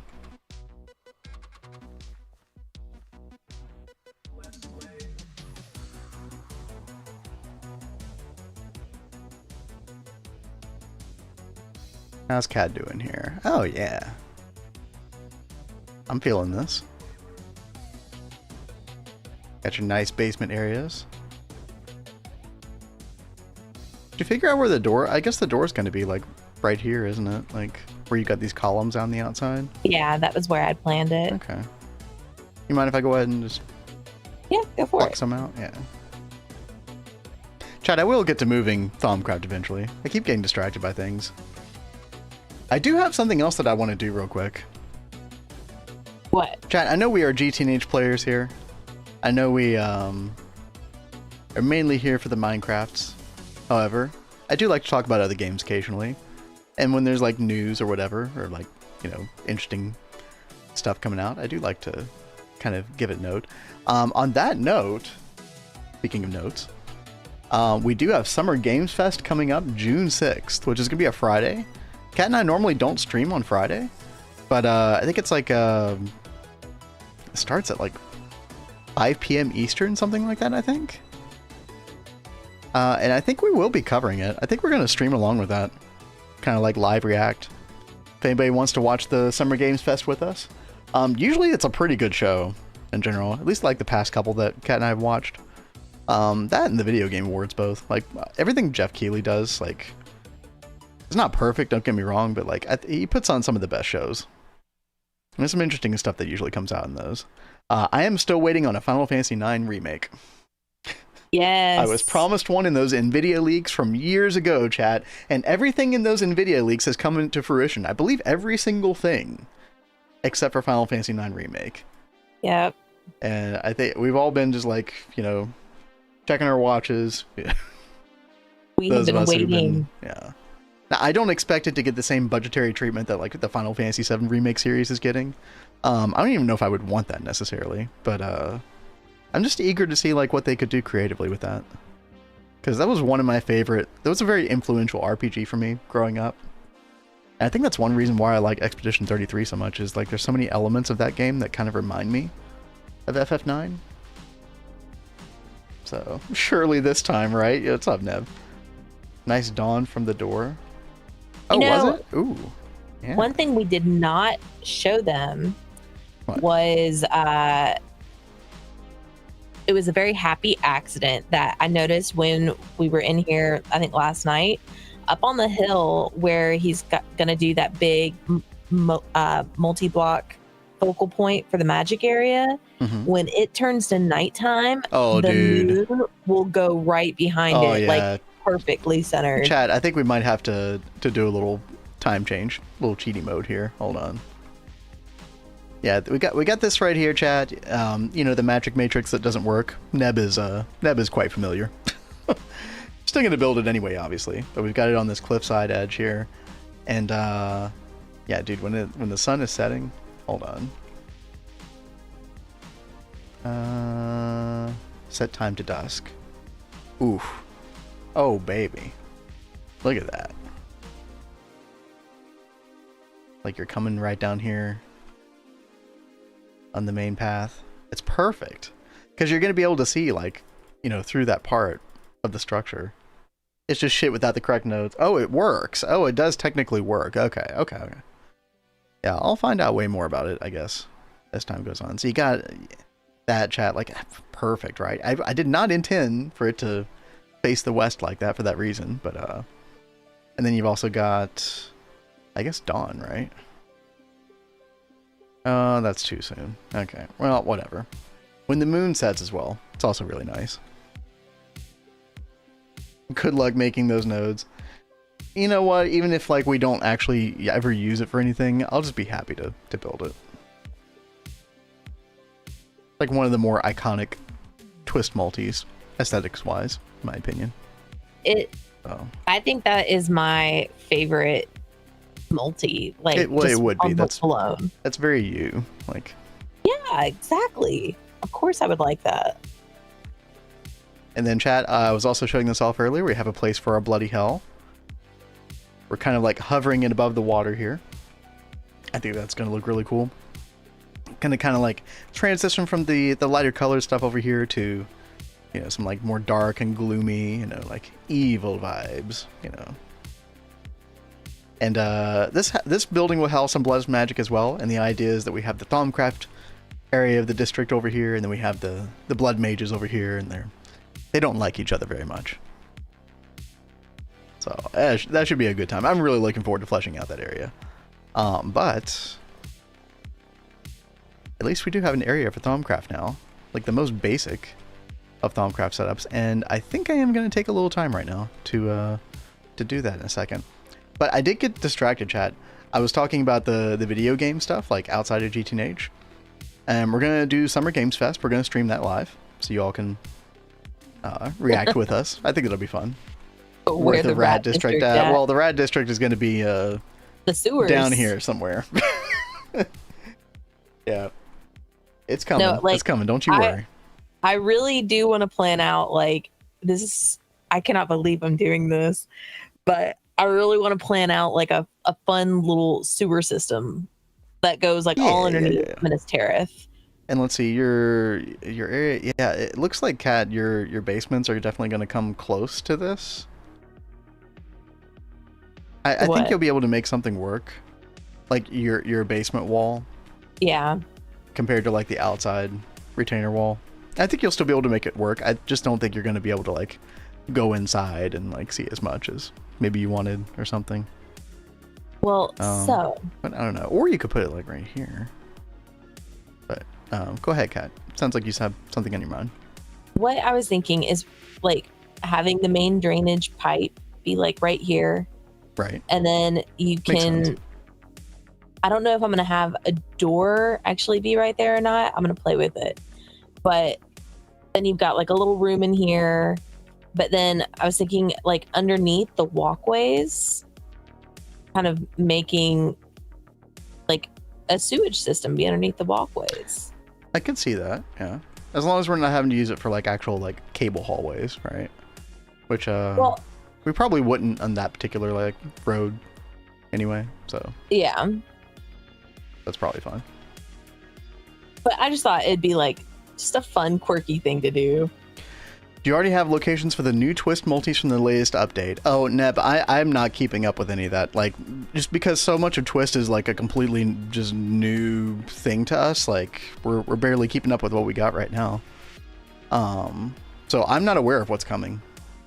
Or we might have discussed one or two of them. I just don't remember.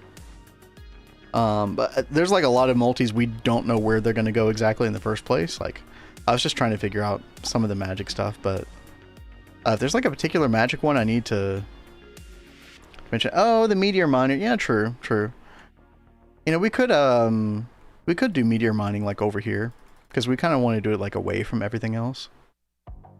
And that would still kind of be in this blood magic like general area. So we might do over here in this like bog biome possibly. See what happens. Because, yeah, we don't have the meteor miner yet. I don't know what that's called, but we were looking at all the multis before, and I've seen what that thing looks like, and yeah, we don't have it. Primordial Disjunctus and Sky Piercer Tower are pretty big Thaumcraft multis. Uh-oh. Maybe you should look at that, babe. Well, maybe we will update to that, and maybe we'll do it like right here or something. Can always like figure out more space, right? I am curious what the Sky Piercer Tower looks like, though. It sounds kind of cool. It sounds pretty sweet. Right?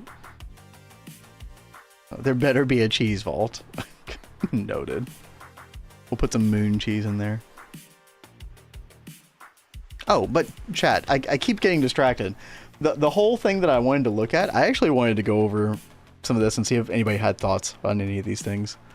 There were a couple things in the news, so to speak. Has anybody been watching like this total like flop job that is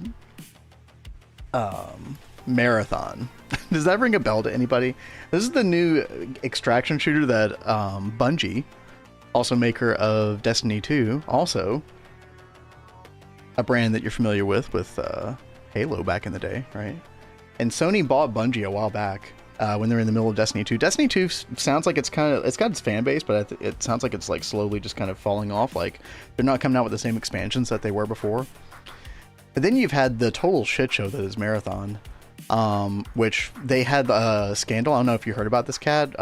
Like somebody in the company was like stealing somebody's art, and now that person's art was like utilized in a lot of areas of the game. So they were having a live stream recently, and they weren't even able to show any game footage because they were too worried about, like, you know, somebody else's work. Yeah, exactly. So they're like having to cover their ass, like triple check everything now. Like it's a total shit show over there.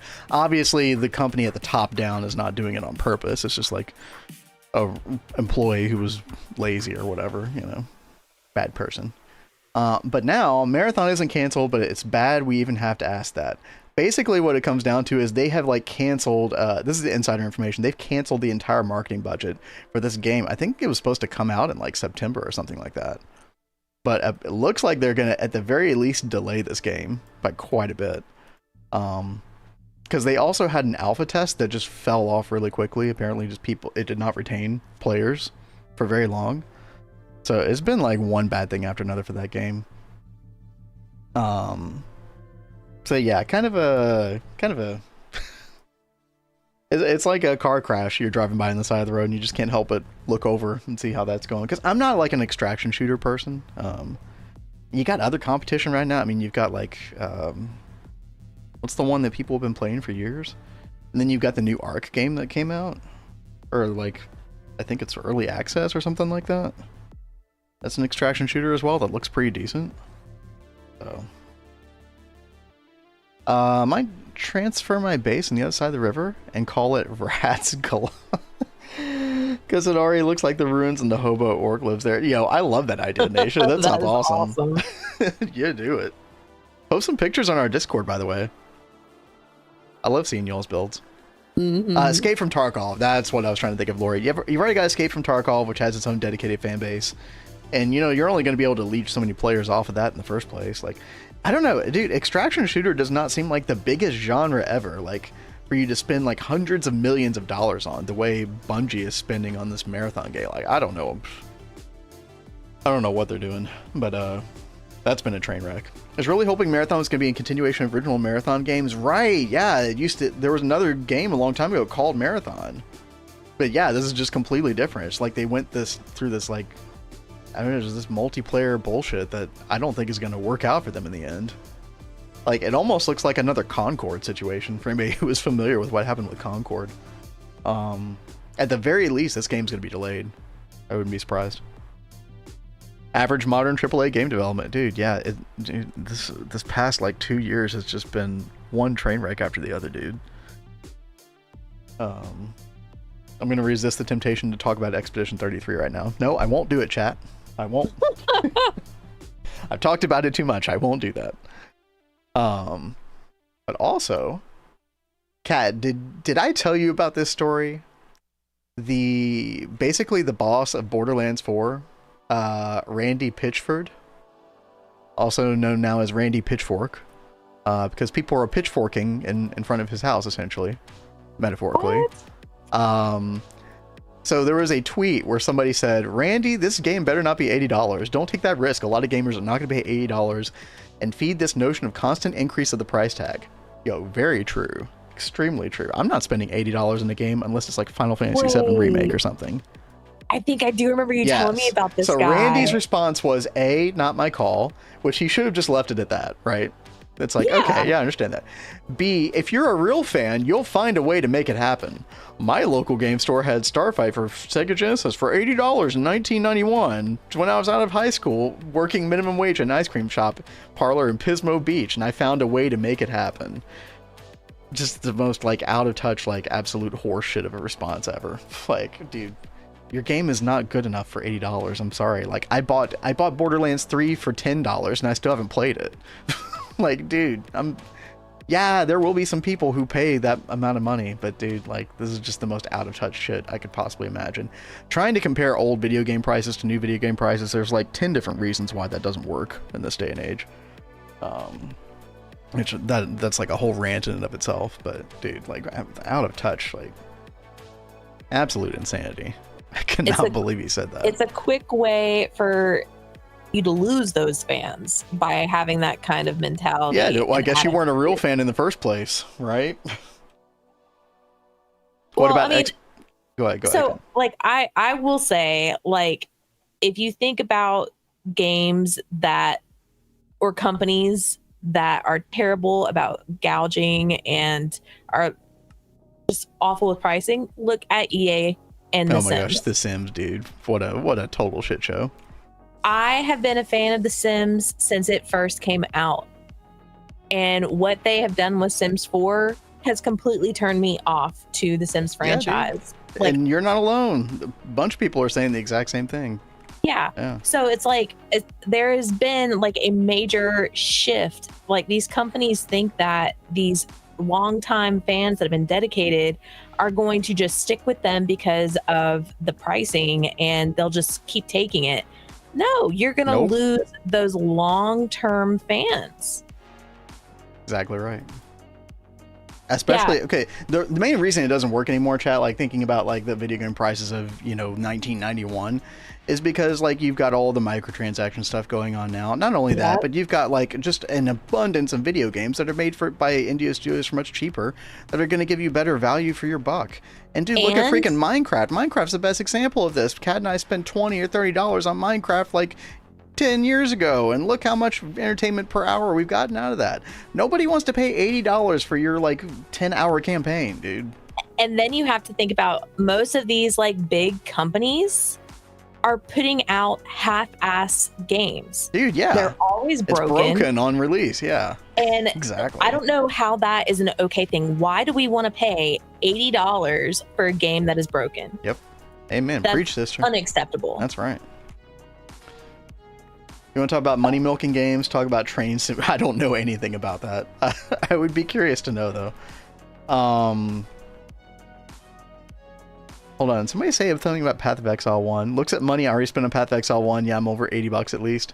Dude, I will talk about Path of Exile 1 in a moment. Yeah, I think I've probably spent a couple $100s in that game. And justifiably so. Like, definitely worth every bit of it over the years. I mean, you don't... But that's the thing, though, is like you have put so many hours in PoE. Oh, yeah, dude. You don't have to spend any money in that game. Yeah, I probably, but you exactly. love that game so much. I did you were like, I might as well. I did it because I like the devs. Yeah. Yeah. Exactly. But you love the devs over there. Well, I mean, we'll see. They've kind of made some missteps recently, but we'll see. I do want to talk about Path of Exile in just a second, chat. That was like my last little bit of news. But just to finish up, isn't all of Sims 4 like $5K? Dude, yeah. If you want to buy everything, yeah. And what's really disgusting is a lot of the stuff they've been putting out now, like recently, it's been very, like, it's been a scandal because they have been repurposing things that they've already made, just putting like slightly different textures or like taking pants and making them shorts. But they're the exact same thing. Just cut off half the pixels, resell.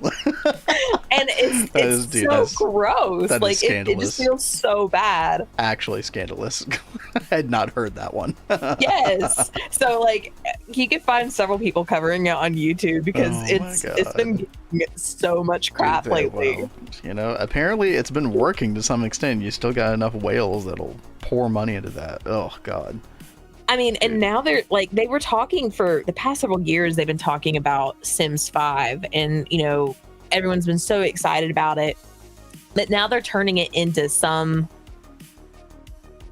awful thing. It's not even like gonna be console. It's gonna be some weird like online version. Oh, of course. Like, yeah, just tried like they tried to do with SimCity, by the way, and that flopped horrendously.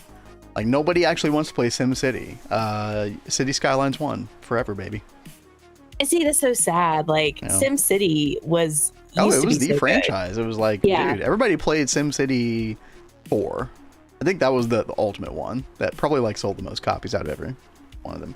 Hello, Cat and Vin, how's it going? Can finally listen to a stream. Finals moving in have stolen my life for the past month. You're not the only one, Omega. Yeah, I know a lot of people have been like totally like swamped by between writing theses and doing finals and all that stuff. So best of luck to you. Definitely, you know, definitely hone in on those studies. Do your best. Yep. We're praying and wishing for the best for you. So hope that all goes well. Train Simulator has like 770 DLC, which is just shameless at a certain point. That is really bad. Oh god, really just as bad as Nintendo's response to Switch 2 price. What was their response, Wolfpack? I never actually like saw. I thought they were just like, hey, this is what it is. Deal with it, and that was it. Like, did they say something else? Yeah, I might have missed something else. Kat clearly really has her claws drawn to when it comes to talking about The Sims. Yes, absolutely. It's like I was a really big fan, guys. So like it's something that I'm really passionate about. Like I really loved Sims, and you know, Sims 3 was probably one of my favorites. I loved the expansion packs that they had in there. They were really fun, very original.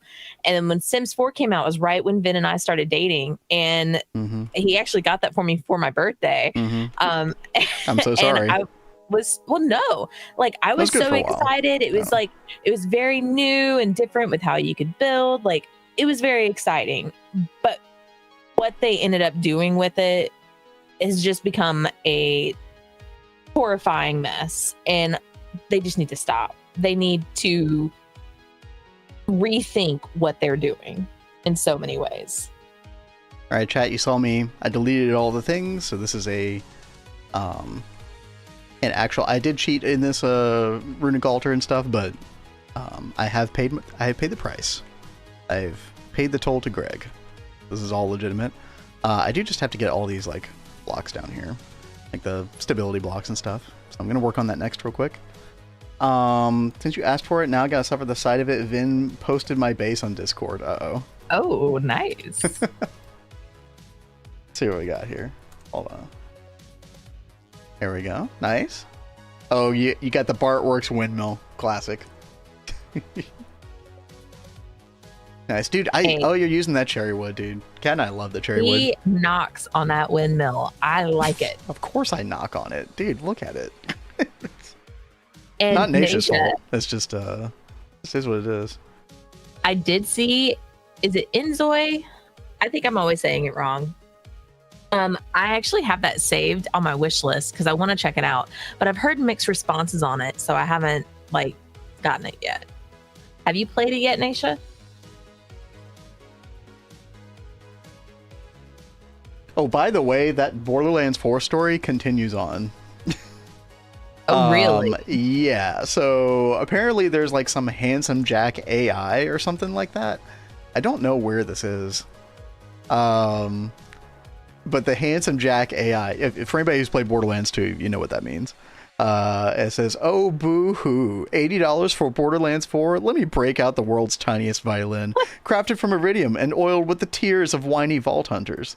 And listen, Cupcake, you're not buying the game. You're investing in a premium galaxy-shattering experience, personally engineered to blast your sad little dopamine receptors into orbit.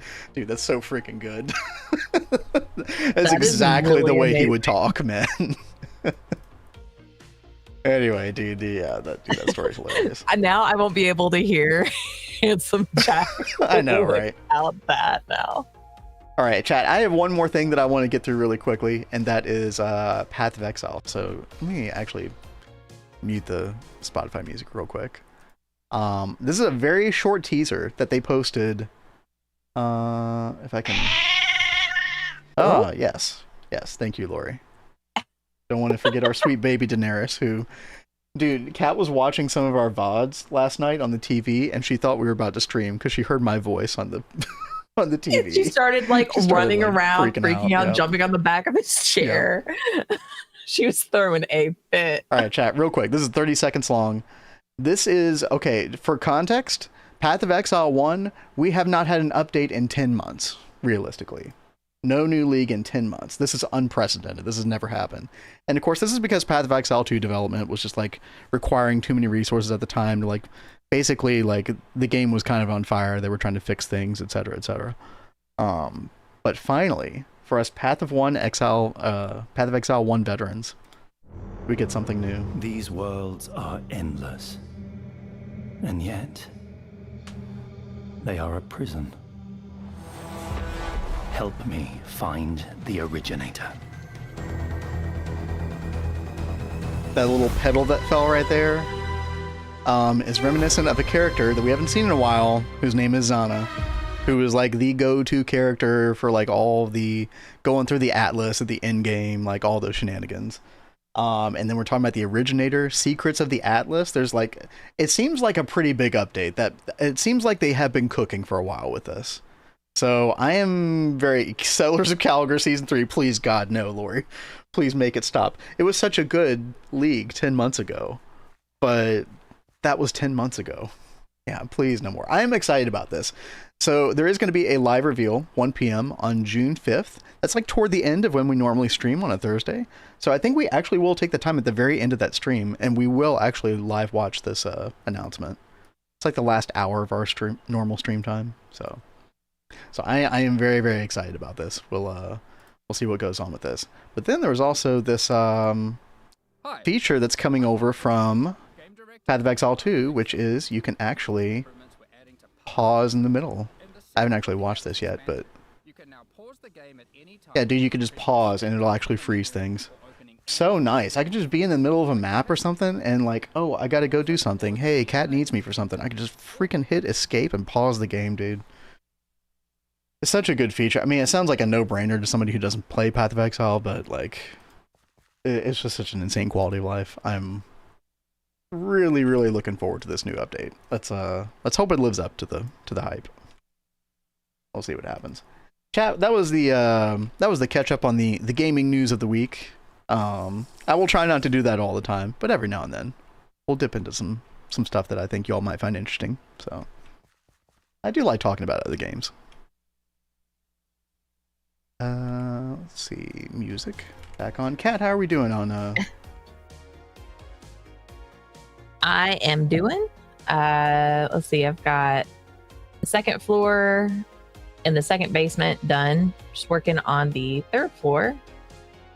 Nice. And then we'll actually be able to build some semi-permanent chemical processes in here. It's gonna be so nice. Dude, being able to use LCRs for all of them too, Kat, you're gonna love the LCR. If you don't already. Yes, you will. Will I really? Yes, you will. We'll make sure of it, chat. You will enjoy Gregtech. Oh, you will like it. Sounds slightly disturbing. What do you guys think? I do approve of this dirt. Of course you do, yeah. The dirt will not be here permanently. Listen, we'll get there. And also, you know how you were trying to make a little curvature in the hole? This ended up being a nice pillar. I like this a lot. Oh, it's actually makes a lot of structural sense, I think. So, you know how I told you I really wanted to do elongated spiral staircases, kind of like in Skyrim, in those ruins and stuff. Yeah. I think I will end up doing that. Okay. So I'll be curious to see that. It'll be a very weird, odd thing, but it'll be a thing. We'll just say that.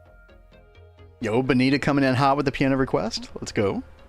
Just wait for the chemical distorter. That thing is so nice. I also just love the way that multi-block looks. Yeah, it's just like a souped up mega chemical reactor, right? But then it's got some insane recipes too, if I recall. Yeah, this thing, chat, is part of Twist Base. But you're able to like... Yeah, some of these recipes are actually ridiculous. Molten epoxid with just... Like, in some ways it kind of replaces, or at least is like a stepping stone to the QFT, for those who are familiar with that. Just being able to make epoxid out of carbon dust, oxygen, and hydrogen, like... Actually insane. Actually kind of broken, to be honest. There, look at that. You can basically skip a lot of plat line. Yeah, kind of insane. Definitely looking forward to using this in the future. Kevlar line in one step. Yep. Dude, why did Potato insist on doing all of Kevlar line? Just to do it? Just to say he did it? I would definitely go for the B next, like, when Kat and I get there. I think Kevlar line could kill her love for the game. Quite possibly. Hey, Christian, what's up? How you doing? Hey, yo. Just do it because Bs are boring? Dude, I've already done Kevlar line. I can tell you that Kat is not going to have a good time doing Kevlar line. All right. Like, we need to make sure that Kat does not quit the game, all right? She's come this far. She's gregging her ass off. She's a little overwhelmed, but having a good time at the same time, I think. I think some of these unforeseen rabbit holes are kind of getting to you right now, probably, but I think we've all been there, so. It's fine, it's fine. And, did you see what Splattermine said? No, Splattermine, what's up? You guys ended up inspiring me to drop my run, start over with Twist. Yo, I hope you have a really good time with it. I will say that, like, in the first couple of ages, there's not a lot of Twist stuff to do. Like, it really doesn't kick in until end of EV into Ivy. So, like, really the only Twist multi we've made so far is, pretty much the Mega Brick Blast Furnace, right? But it's such a cool multi. A bit of a grind, especially solo, you know, buckle in if you're going to make this thing, or you could just skip it. But yeah, we're about to get into a lot of these really cool multi-blocks, so I hope you have a good time with it. Obviously, you've got the stream to come over if you have any questions or anything like that. Potato stream is also really good for that, since they've been getting into a lot of Twist stuff. They're in, like, ZPM, I think, yeah. Doing better now that my bee breeding is not as much suffering. I'm glad that you were able to figure that out. Yeah, dude, the golden electron tubes in the electrical stimulators are just godlike. They make it so much more tolerable. Oh, yes. It's like one of the reasons that you want to go for an alveoli early is exactly for this specific purpose. It just makes all the bee breeding a lot easier. Now, it is annoying if you have to, like, go do bee breeding, like, on another planet or dimension, or, like, you know, you have to go do the nether beast, and you have to move the whole alveoli. It's kind of annoying. That's when the maddening frames of frenzy really come in clutch, because then you're able to just, like, put those in an apiary, which is much easier to transport around. So it's been really nice, chat, to get these maddening frames of frenzy as well. Let's see. Chat, let's start moving stuff over. We're in the middle of an ad break. Yeah, let's just move some stuff over and chill for a second. ZPM making UHV stuff. Well, you all are kind of like in the middle of, you know. Question is, when are you all going to get a mega apiary? That's what I'm wondering. Alright. But yeah, chat, we're just going to move over some Thaumcraft stuff. I'm trying to think where I want to put certain things. I think we're just going to use this wall, like, just to put stuff in general at the moment. We got a lot of work in Thaumcraft to do. I have been putting it off. Actually, let's use some home commands here. When you told me that, I almost broke down, dude. I know, like, wasted time. I mean, I've been there, like, discovered suddenly, like, I was wasted hours and hours of my life because I didn't know this one thing. So I definitely feel you. But And better late than never, right? Mm-hmm. So I'm glad you were able to find that out eventually. Pretty much watch all the streams on YouTube, I think, for the most part. I'll figure it out. Yeah, that sounds good. Yeah, some of the twist multis I've heard can be a little bit difficult to understand because there's like some errors in the tooltip information sometimes.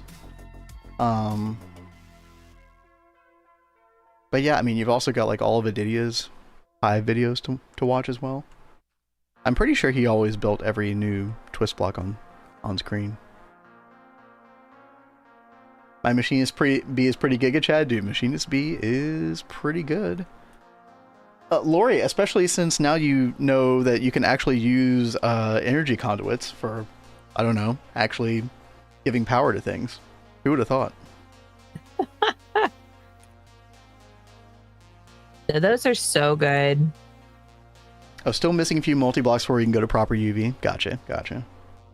4 stacks of octuple compressed cobblestone. That's a lot. What do you need that for, Neb?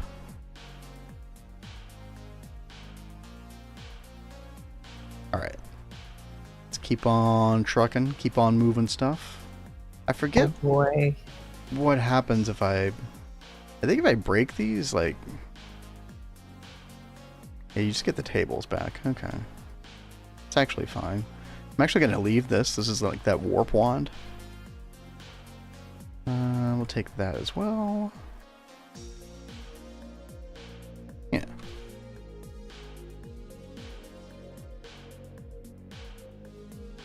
Alright, chat. We should be back from the ads. Welcome back.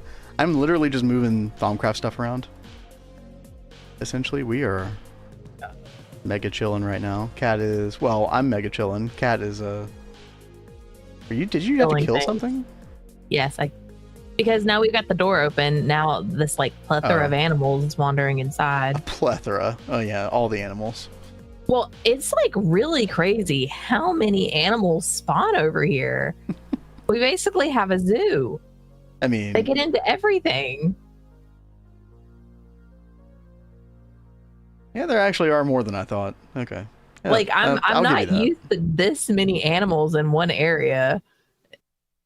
Like it's really like I'm very confused why there are so many. Oh, silicon. Oh, this multi silicon rock synthesizer. Yeah. I do remember seeing this. Big stone breaker. So what does this do? This basically just like makes a bunch of cobblestone, obsidian. Oh, dude, it'll like make. Wait. Oh, it'll make like octuple compressed cobblestone out of thin air? Excuse me? Am I understanding this correctly? 9 seconds at ZPM power for 1 octuple out of nothing? Wait. Oh, dude, yeah, that's broken, dude. That's insane. I like it.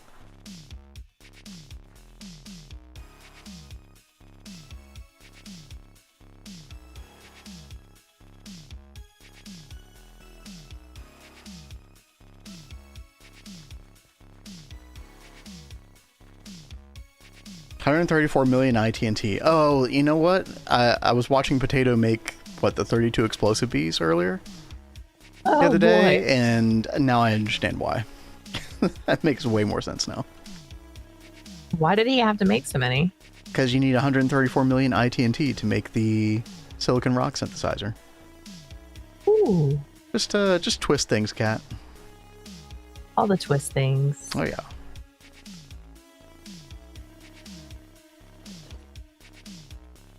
Alright, here we go. Get our Thaumcraft gear back here. Looking good, feeling good, feeling cute. Feeling demure. Yes. Thank you, Cat. 32 TBs running in ZPM. Yep. I'd be curious how long that takes. Get the trophies. We'll grab these as well. Yeah, I guess I will grab these drawers one by one. That's okay.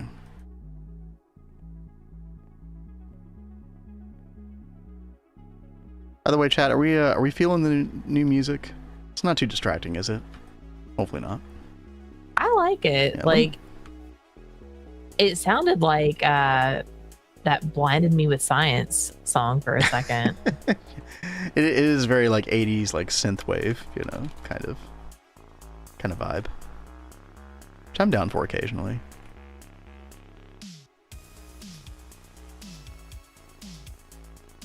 I feel like we're in a factory. We're like, you know. Well, it's perfect for GTNH then. Exactly. That snare drum is like that little stamp coming down on the processing line. Boom, boom. Yeah. Oh God, you're getting so technical now. I'm sorry. That's how it feels. All right. Here we go, chat. Let's see. Yeah, we're gonna leave that there. Spinning wheel. I guess we'll take that with us. Diamond chest with nothing in it. Okay, sure. Alright, then we got all these bottles. Empty bottles. I think we can just put these in the filing cabinet. Yeah, they just like show up at the end of the filing cabinet. Which is fine. And we can just break that filing cabinet. Okay.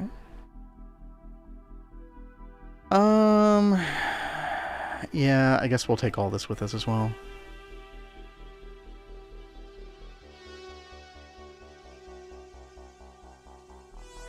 Here we go.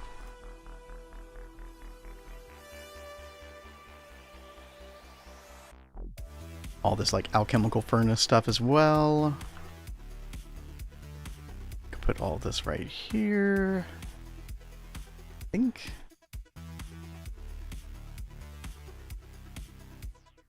Oh, I'm gonna have to reassemble this thing. Yeah. Oh well. I thought I needed fire underneath it. Oh no, I guess not.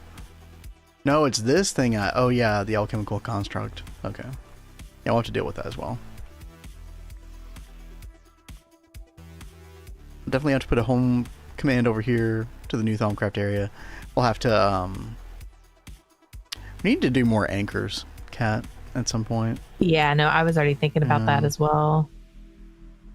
And we're gonna start running into an issue where like they're not, like all the anchors are not rendered until you get like closer to them, etc. 32 rock breakers making cobblestone, consuming 1 million EU per tick, 8 density squared, eating all the TNT. Yeah, dude, you have to build out that infrastructure just to make that one multi. That is kind of crazy. I mean, I guess suppose not that surprising. The sound is absolutely insane. Yeah, it kind of does. Yeah. Let's see. There are 4 arcane limbics, like so. And we can just like temporarily do the Essentia buffer stuff we were doing before, which was we were just like making a big loop with this, essentially. No pun intended. I do need my wand. I believe the red, I always have to remember this, but I think the red ends up meaning like it can't go back through the red, so it sort of like sends it forward through the loop, like so.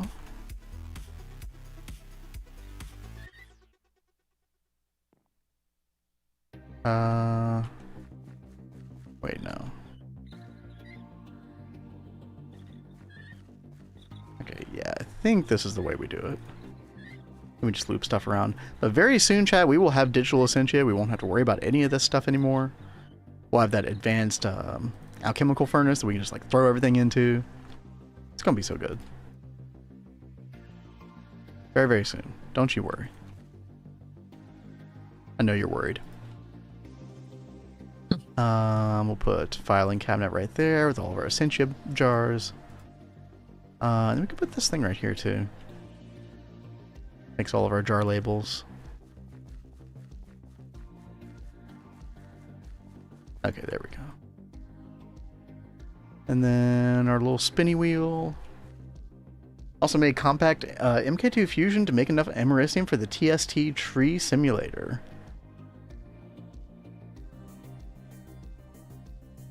Oh, I didn't know there was a... Wait. Is that new? Or are you just talking about the ecosphere?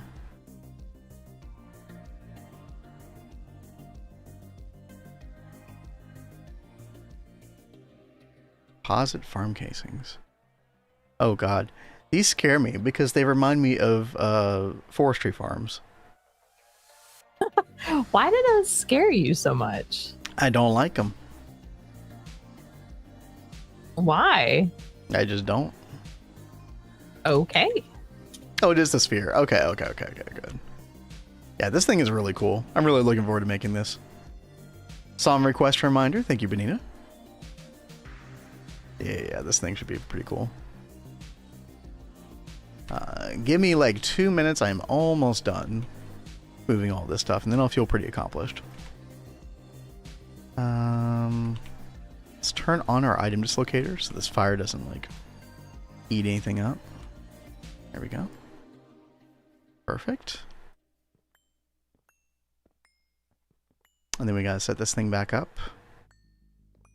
That should be everything, Thaumcraft. Oh yeah, we do have to move the mushrooms and stuff, but yeah, we'll move that soon. Also, my FPS is like dying over here. No, okay, we're okay. 436 of those casings, dude. That's a bit on the rough side. It requires one of each of these forestry things. That's so funny.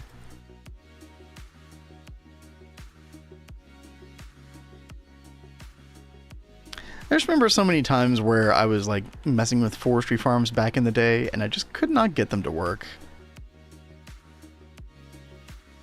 Who knows what I was doing wrong? You know what, actually.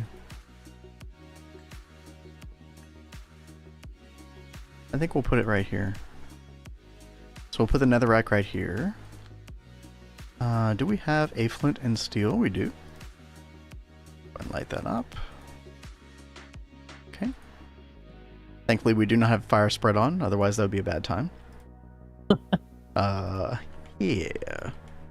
Put a little crucible. I forget if this needs water or not. I can't remember. Right. Okay. All right. I have the building like set up. Nice. It's got to feel good to At least have get that something. figured out. Yeah. Yeah. Foundations always good. So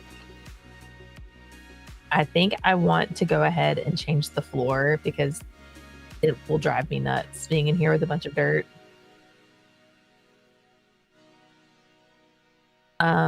Oh yeah, I definitely would. Yeah, it looks super dingy. Like, I'm pretty sure the only person who would like this is Lori. I was thinking that. I was like, sorry, Lori, I can't live in a dirt hovel like you can. Oh god. Chat, what am I doing wrong? Do I just not have enough V in my wand? I think that might be it. Can't get this alchemical construct to start. Let's collect more V. Hopefully that's the issue. Where are we? Gotta get my mushrooms. And then once we get this going, we will check out Benita's song, which was, it was Witcher 3, right? Yeah. Yeah, Witcher's got some good music in it. Witcher 3 is one of those games that's like been on my list for years to play. And I feel like whenever I want to play one of these like big RPGs like this, I want to make sure like I play it all within one period of time. 'Cause those are the types of games that if I come back to later on, I just won't remember what's going on, or I won't remember how the combat works anymore, or anything. So I've been trying to find a period in my life where I can devote like, I mean, how long does The Witcher 3 take? Like, if you include the side content, probably over 100 hours, right? So it's a bit of a rough ask. Okay, I said I wasn't going to talk about Expedition 33, but the one thing I did like about that game is like you could play like a lot of the optional content and then like the main story, and it was like 40 to 50 hours. It was just like just the right amount of time. It was like an old school Final Fantasy in like the amount of time required. One of the PlayStation era Final Fantasies. Yeah, that was the problem, chat. We didn't have enough V. We needed Weird amounts. Because this wand was maxed out before. That's kind of weird. 100 hours, give or take? Yeah, that's what I'd heard, yeah. That checks out. Let's put all of this stuff here. And then we got our little nose in a jar, and then that is it, chat. I think we got everything moved. Can you, like, do me a big favor? Possibly. Can you turn off the empowering bee for a little while? Oh, because of benzene? Yeah. Okay. So we can still have it run. I just will turn off the world accelerator. Yeah. Yes, please. Just until we can get this to where it's not dying. Did you reroute benzene like we had talked about? No, I haven't. Okay. I haven't touched that. I'm not touching that right now. Okay. I'll probably that is something I think I'm going to have a major like brain implosion on trying to work on that. I don't want to do that on stream. I understand. But the reason I asked about it is because that probably is the main problem right now. Yeah, like I definitely need to do all kinds of fixing over there, but not on stream. I don't think it'd be as bad as you think it will, but I totally understand not wanting to do it on stream. And yo, Torchy, what's going on? What is that emote? I don't recognize. Oh, it's like a Minecraft player head with stars. Oh, that's cool. Hope all's going well. Hope you're having a good day. I'm about to work on a piano cover in a second, but you caught me in the middle of working on moving all of our old Thaumcraft stuff. This was our old Thaumcraft area, just in this little tiny corner for the longest time. And we're moving it over to our new magic district, which is very much a work in progress. But lots of cool plans here. And we've got a Thaumcraft building right over here. And we just moved everything over here. We've got a new altar set up. Literally the only thing I need to do now, I almost forgot about this, is we've got all of the, this stuff right here. All of this infusion stabilizer stuff. We definitely need to move all of this. So I'm going to gather it real quick, and then, we're going to take a look at that song. But meanwhile, everybody just joining, Kat has been working on new chemical building. Lots of planning. Yeah. But hopefully the idea is like you'll be able to start like actually doing some like chemical setups there like tomorrow, I would imagine, on stream. And then, that would be really great because I really need to focus on getting the plot line together. Yeah. That is like the first big project I want to work on this week. We had the horrible discovery that we can't do any fluid crafting patterns until we get niobium titanium, which requires TPV coils, which requires a ton of platinum. So, and I mean, we needed to get TPV coils anyway. We did, because we really need to get the Eye of Wood online, and in order to get the Eye of Wood, we need the Everburn urns, and to make the Everburn urns, you need TPV coils. It's like all the things. Yeah, exactly. Bye now. Bye. You just have to get lucky with that aspect, that the aspect breaks down into all primals. If you can make an industrial apiary, suggest that since the B cycle gives you 7 to 30k of one aspect. I'll have to look into that. I've never made an apiary in EV. I thought you couldn't do it to IV, but yeah, I'll just take a look at that.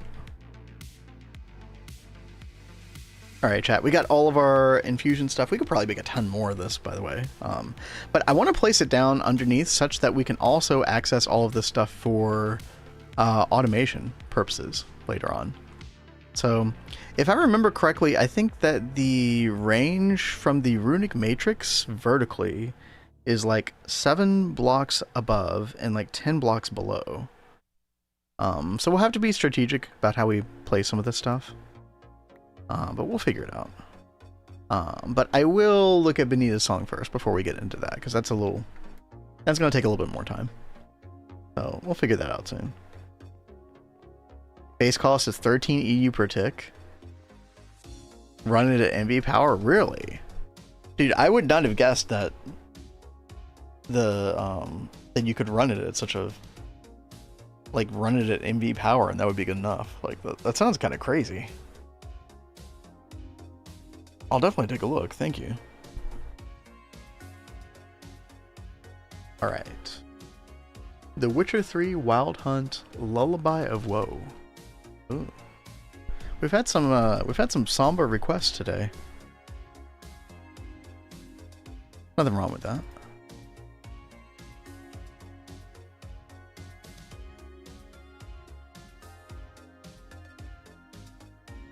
All right, so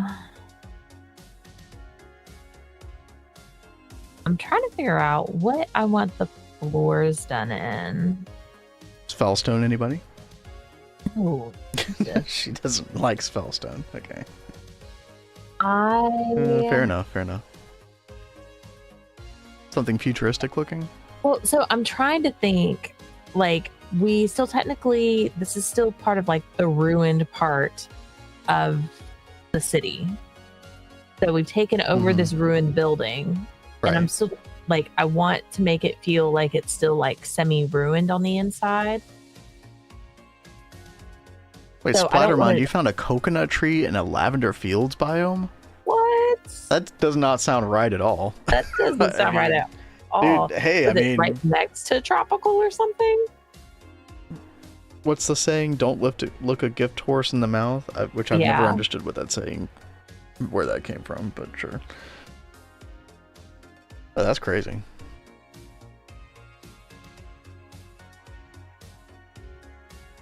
Smack in the middle of lavender fields. Hey, that's awesome.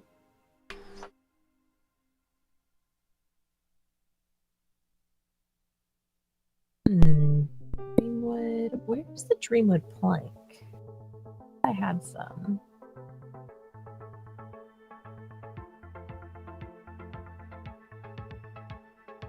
I think I want. Grab some of that. And flooring.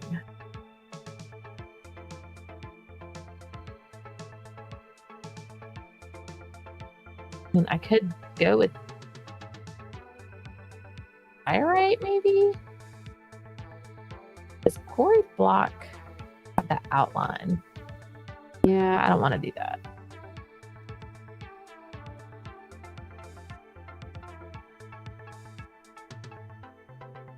End Carpet says, that's a saying refers to checking horses' teeth to see if they are in good health. Huh. Yeah, that makes sense.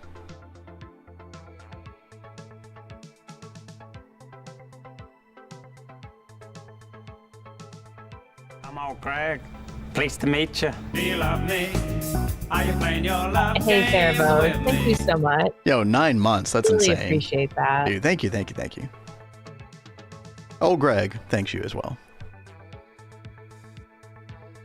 Basically, appreciate gifts even if they're not the best. Yeah, exactly. Okay.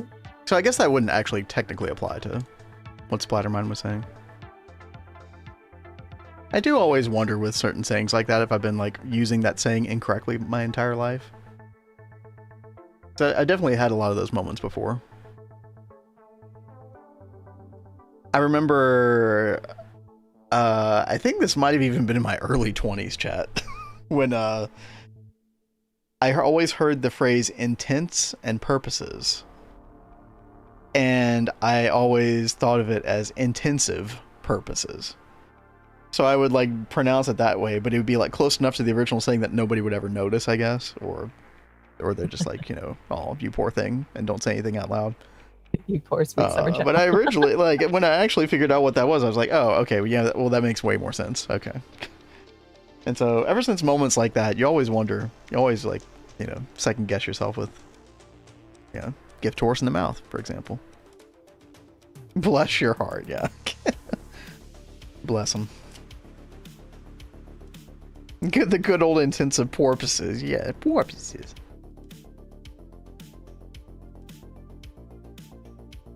If you buy a horse, you'd open it. Yeah. If you buy a horse, you'd open its mouth. It had bad teeth to mistreatment. The horse is likely to be in poor health in other ways as well. That's so sad.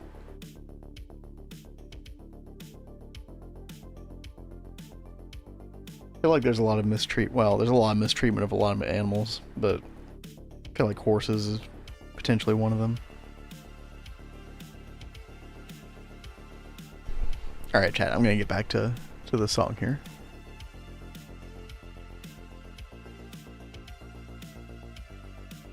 All right.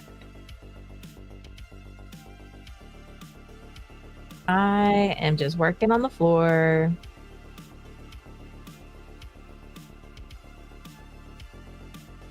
Right now, it looks very white, but I'm gonna go in and like change up a lot.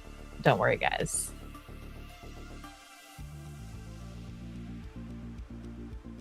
It will not blind you completely when you walk in here.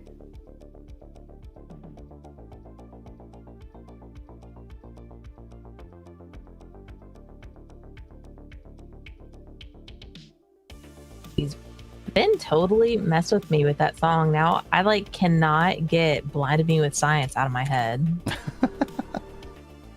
Why are we intensive with purpose? I mean, I don't know. It made sense to me before. It's like, why would you not operate with intensive purpose?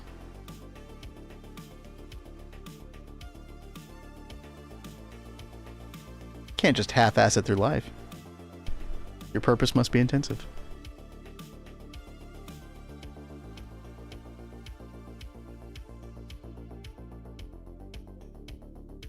I think it's my turn to be full of corny jokes today. Uh-oh. What you got, Kat? Well, because you're talking about that, and I want to break out into we should be dancing through life instead. For all the Wicked fans out there. Okay, well, I got nothing. Yep. See, you don't know. I don't know. No, that's true. You know, that leads me down a rabbit trail. I saw Final Fantasy 14 fans, the voice actor for Grahatia, you know, he's actually gotten really, his acting career is like really taken off. And he was in Wicked. But I saw that he is going to be in a new Jurassic Park movie. And I had no idea they were making another one, so I'm kind of excited about it. And even more so because he's in it, because I love that actor, and I love Grahatia.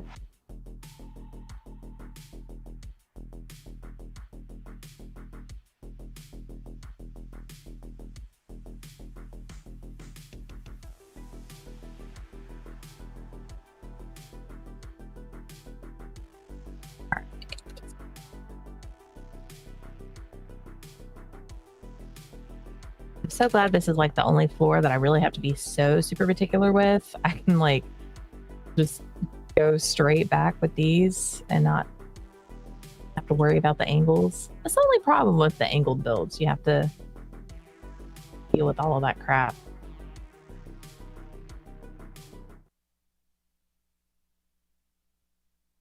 All right, chat. This is a very morose request. Very I don't know. A bit contemplative as well, I guess. This is Lullaby of Woe in The Witcher 3.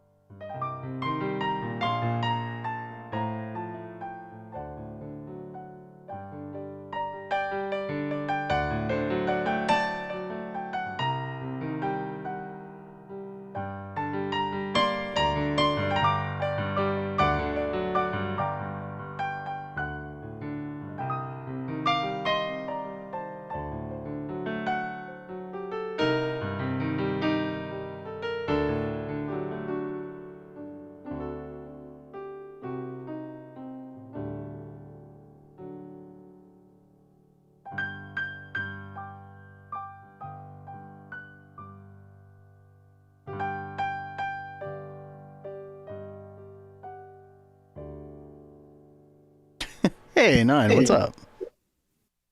Hey, nine. Sorry, chat, we had a little echo there. Actually, we might still have echo, I'm not sure. Oh, okay, no, it's better now. Did you have like the TV way turned up or something? No. Just all of a sudden you got really loud. Oh, that's weird. Sorry, chat. That was nice. You should see the video with the song. Yeah, I was just looking at like an album art cover type thing. I'd have to check that out. I just need to check out The Witcher 3. One of these days, chat. We're gonna get to it. Out of stock, yep. Yeah, Benita just grabbed it a bit ago. What's that, Nine? Ben Folds by Missing the War, dude. Oh my gosh, that's such a good song. Okay, yeah, you gotta request that. Sometime, whenever you can. 60, I saw what you said, like, right after I started, like, doing that command, but I did it in a different way than you were talking about. The reason I didn't want to take it, like, all the way down, well, through all of these, because I wanted to leave these pillars, because I'm going to change those in a second to something else. There's some crazy static behind your mic. Chad, do we still hear that? Anybody else hear that? Crazy static behind the mic. I don't know what would be causing that, why that would happen. Is it on yours or is it on mine? Yeah. Or either, or both.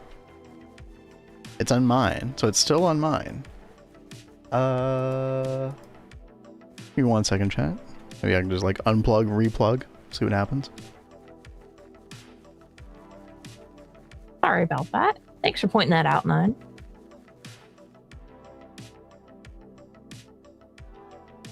Okay, how about now? El Besto over on YouTube says World Edit sad face. Yeah, I know some people are not going to like the fact that we're doing World Edit. I will say that Kat and I do not use World Edit and stuff like that in most mod packs. Gregtech New Horizons, if you've never played it before, is like a huge exception to that rule in my book. Because I'm kind of a stickler about that kind of stuff myself. It took forever to convince him to start using World Edit. When you're already having to spend like thousands of hours in a playthrough, like in GT New Horizons, being able to have a nice base as well is going to just take you even longer. And as I don't know, Kat and I kind of value our time in such a way where we just find it way too tedious to make such an extensive base in survival as well. So I know not everybody's going to like World Edit, but you know, we do have pretty good justifications for it. So, and I will say that it's a trend that's kind of growing. I do see more and more people using World Edit every day. Quite honestly, everyone has their own ways of enjoying games. And I personally enjoy using World Edit. It makes the builds go so much quicker, so I can actually get to playing the game. Yep. Because if a place isn't pretty, I don't like being there. That is the big point. Especially like long term, right? Yeah. And yo, Nine, I really appreciate you helping me troubleshoot that. Always appreciate that.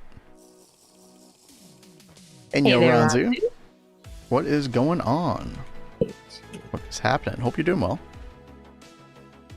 Chat, we just moved to, in case anybody didn't see it, we got our new Thaumcraft building that is, you know, everything over here is still a big work in progress, right? But we're trying out some concepts. We've at least got like the planning portion done, right? So we know where we're putting some of our like important twist multis, etc. Bloody Hell's going to be up here in the water. We got our big magic matrix, big crazy castle looking thing up here at the top of the cliff. And we've got some buildings, you know, dedicated here. It's going to be a lot of tedious like building and, you know, adding a lot of detailing, making things look nice. Yeah, we've got a whole like mage district over here basically that's going to have a bunch of different shops and buildings, etc. Blood magic is going to go over here. The war between the thaumaturges and the blood mages. We're going to get deep into that lore, chat.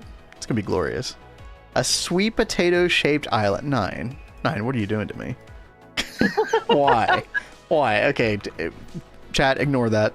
I will not allow it.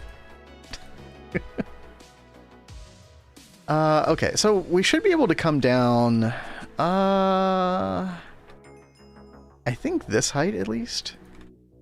Because the Y level range from the runic matrix, I've heard that it's 10 Y levels. And so I believe that our stabilization thing should work here. Now chat, speaking of stabilization for infusion, I am reminded of the abacus, which we needed HV circuits to make. So we put this off for a while. We should probably make this at this point. Yeah, so it's got like a really large, like horizontal range. 9, yeah. Is it 12 height? I know it's a different Y level height above than below. Or maybe I'm thinking of like the range for the Essentia jars, which is going to be, you know, a non-issue here going forward. But I'm like adding 5 to the side here. Could probably add another 5. Good.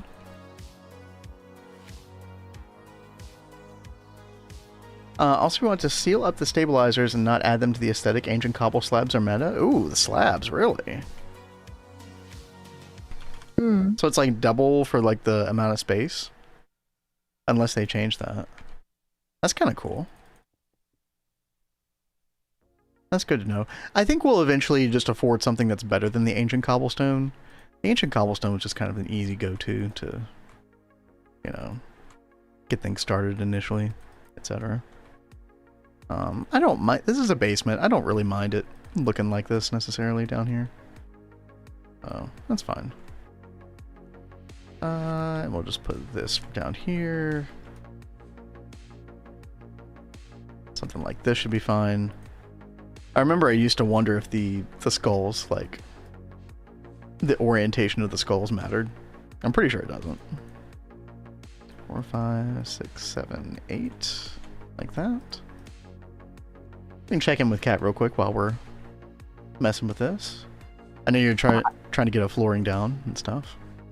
Yeah, I've almost got the flooring. I'm trying to get the walls down there done real fast, but okay. I did not send myself the code, so I copy and paste it. So I'm trying to remember what the code is to change the like, percentages. to the wall percentage. Let me get rid of my pip here real quick. Oops. Get rid of my pip here. There we go. Now we can see what you're typing. So you put the percentage first. 24313. Yeah, you'll put the percentage behind it, yeah, like that. So like 80%. Yep. And then you're going to do a comma after the whole string. No, after the whole thing to put your next element, basically. And then no spaces. Okay. 4314. I think all stabilizers are equal. Also scale negatively the more the same block is placed. Oh, I didn't know about that, 9. That kind of makes sense in retrospect. Interesting. I do have to be careful because when we're using twist space, there are some arcane infusion recipes in twist space that have a much higher stability requirement than normal. Like I think things like this might be one of them. The industrial alchemy tower. Let me see. I don't know if Neb is still here, but Neb could probably confirm that. That's instability 16. That's not bad. What about the matrix? 25 in the matrix is still not bad. I feel like there was something that I saw that kind of had an insane instability requirement that was twist related. I can't remember what it was though.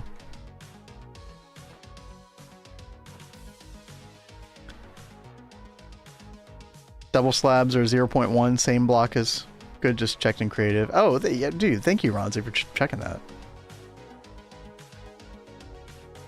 Chad is doing science. I'm digging it.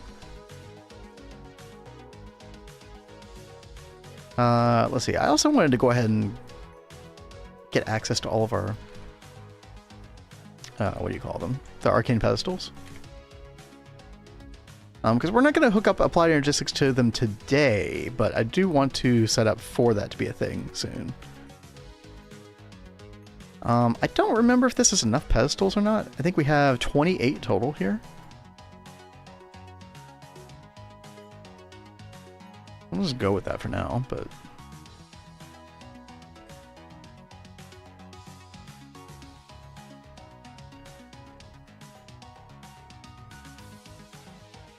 Oh, first soundtrack PR is through. My new music is coming at hell yeah. Dude, I've been excited to see that happen. That's freaking awesome, dude. That's gonna be great. Yeah, for anybody who does not know, the new menu music in GTNH. We're not gonna be doing the Five Nights at Freddy's music anymore. There'll always be a place in my heart for that particular track, which I'll always associate with GTNH, but it's a new era. Time for some new music. Who better to do it than 9? I think I heard that they're making a Five Nights at Freddy's movie. Oh yeah, I think it's already came out. Right? Is gonna be in it as one of the main characters or something. Hold on, Chad. Didn't that already come out? 5 9.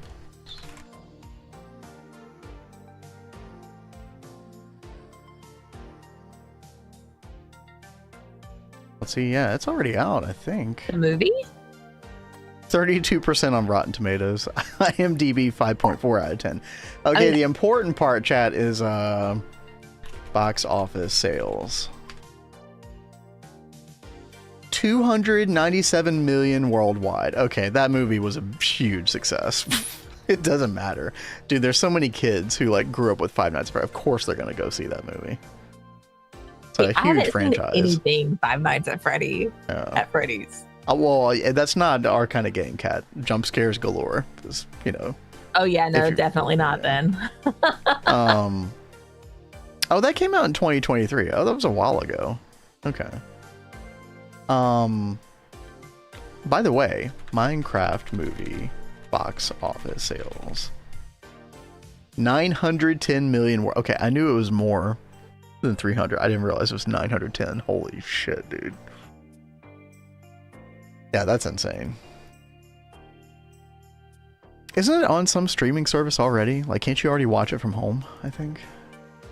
I do want to watch it because this is like, this achieves like cultural status to where I think you just have to watch the movie because of how large its reach is.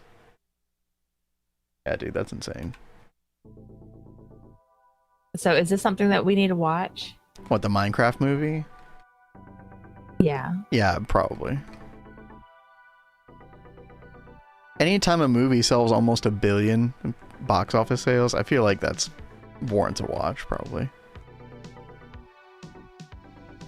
I'm surprised it got that much because it really, since COVID, dude, it seems like theaters have really just died. Yeah, I mean, unless a Minecraft movie comes out, because Minecraft literally like is a multi-generational crazy game. Oh, El Besto, I don't know if you're still around in YouTube chat. Sorry, I missed your messages. Not judging at all. A while back, there used to be a mod called Equivalent in Exchange. You could change X amount of dirt for X amount of other material. Oh yeah, Equivalent. It was probably like the Equivalent Exchange mod where you can use EMC and stuff. I assume that's what you're talking about. Paired with Draconic Evolution is powerful for building. Here's what I will say. GTNH is coming out with the Matter Manipulator, which will kind of be a building tool. And it'll like even take from your like applied energistics inventory. So it'd be good for some building stuff. I do want to try it for building in the future and see how it goes. I want to play around with it at least. So what I really do love though is the building gadgets mod. That was like Direwolf's baby, I think. And those gadgets are really, really good. Cat Late Night, FN, dude, I forget what FN, oh, Five Nights at Freddy's stream? Hell no. Dude, no way. I couldn't handle it, no. I will say, yeah, Cat's really enjoying Expedition 33. So we're definitely continuing with that tomorrow night. Yeah, tomorrow night. I am not a scary game person. No, me neither, dude. I haven't even played Resident Evil games as much as I appreciate them. Like, you know, as a viewer. MM feels better for world building than world edit. Yeah, I just need to play around with it more. I used it for some very like specific purposes in Neo Tokyo, and then I never touched it after that. So, good morning, mom and dad. I don't know how I feel about that, King Cam, but hello. Hey, you, King Cam. Hope you're doing well. Oh no, are you ending? What, ending stream today? No. No, we still got an hour to go.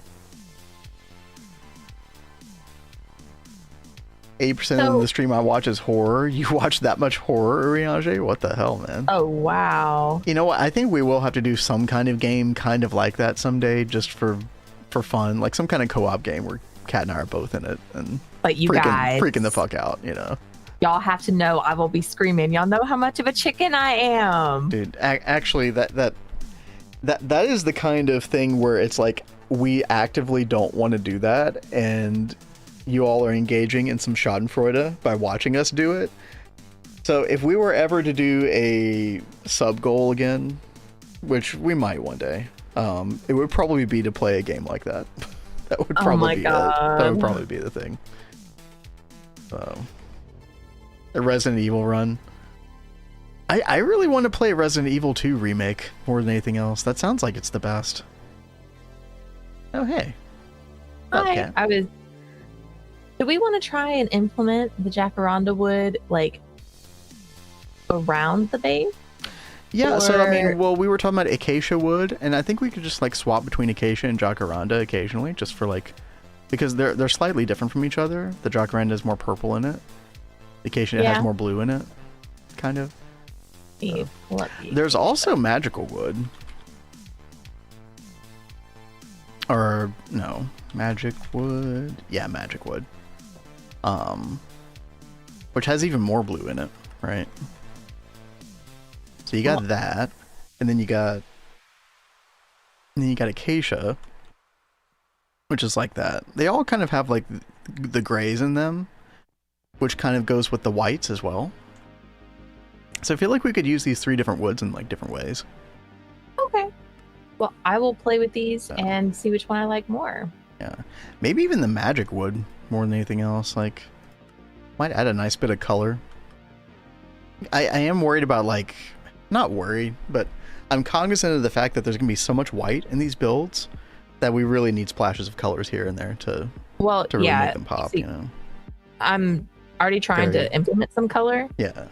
And I'm going to be putting more color in here, but it's going to be I like the dream wood. Is that dream wood? Yeah. I'm pretty sure. Yeah. Yeah. I love the way dream wood looks next to like marble and stuff. Mm-hmm. It was nice.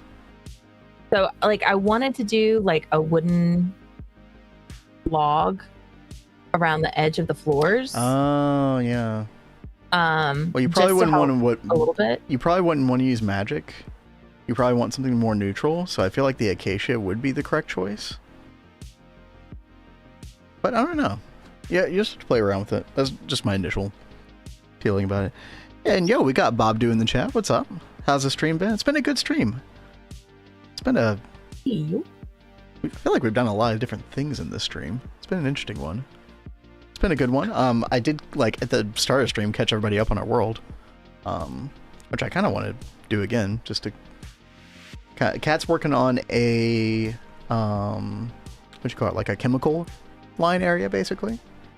Because we discovered... we were wanting to do some fluid crafting recipe stuff, and we discovered we need platline, essentially. Like, the basic platline. Yeah. So, Kat's trying to get the chemical area ready, so we can probably do that tomorrow, if I had to guess. Resident Evil is actually a little diabolical. You know the new one, the Village one, the Resident Evil 7? I thought they did a really good job with that one. There is one part of that game that is absolutely like... Oh my god, it's like this giant fetus chases you around, basically. It's like actually a extremely disturbing part of that game. Most of Five Nights at Freddy's is fucked up and very interesting lore. See, I wouldn't have expected like deep lore from at a glance from Five Nights at Freddy's. So it's interesting to hear you say that. Yeah, there's probably just a lot about it that I don't know. But hey, Kat, what's up? Let's better, ask chat. We'll get y'all involved in this. Okay, I'll hold off. We got 1 on the left, 2 in the middle, 3 on the right. Which one is it, chat? 1, 2, or 3? Help us out here. Yeah, put your option in chat. Let us know. I have a question for Kat to do with crops. That the best combo. Oh, the best combo to get sticky reeds. Thank you, King Cam. 4. Okay. 4. None of the above. We got some 2s and 3s in chat. All right. 2s and 3s. See, I actually didn't like 3 at all. Really? Yeah, I felt like it was too much of a I feel like it didn't blend as well. For me, it was 1 or 2. Mm-hmm. And I was actually leaning toward 1. That's so funny. That is really funny. Any 1s in chat? Any 1 enjoyers? I wish I could quickly do a poll. I know we can do polls. No, it's fine. I mean, this works. So we've got maybe 2 it is though. 2 Like that, and 2 votes for 3. the magic actually goes better with those blocks than I thought it would. I thought it would be too much of a different color, but actually, kind of no. Actually, kind of nice. It works. Yeah, I think so. Okay. This is Cat's Cozy Games, so Vin, your opinion is invalid. Wow, thanks, dude. No. Such a supportive chat. I love you guys. I love everyone's opinions, even my husband's. Yeah, the best combo to get sticky reeds? I don't know. Whenever I've done it, I've just done God, now I'm blanking on it. Just regular reeds. Yeah, it just happens eventually, and I think reeds are one of the quicker growing crops, which kind of helps with that. Honestly, a world accelerator also will probably really help you. I'd recommend the world accelerator. Bronzu agrees. Read. Yeah, there you go. Thank you. Thank you very, very much. All right, so let's check this out and see if this will actually look good. Real quick, chat. Now that we have all of our infusion stuff, I'm gonna go make the abacus. We're gonna see what our infusion is here, and then I do want to just dip my toe just a little bit into looking at some of the applied energistic stuff for Thaumcraft. It's been a while since I've looked at any of that. I helped Cat out with it back in Neo Tokyo, but yeah, again, it's been a very long time. Whoa, what is... I don't know, but sorry, Chad, you're not gonna be able to talk for a second. I had to turn shield mode on. It's actually the first time we've ever had that happen. That's insane. Yeah, dude, huge bot attack. I actually don't even know how to handle that. Crazy. What in the world? Oh, y'all are still able to talk. Okay, good. Yeah, there's something called shield mode, chat. That's like a moderation tool that...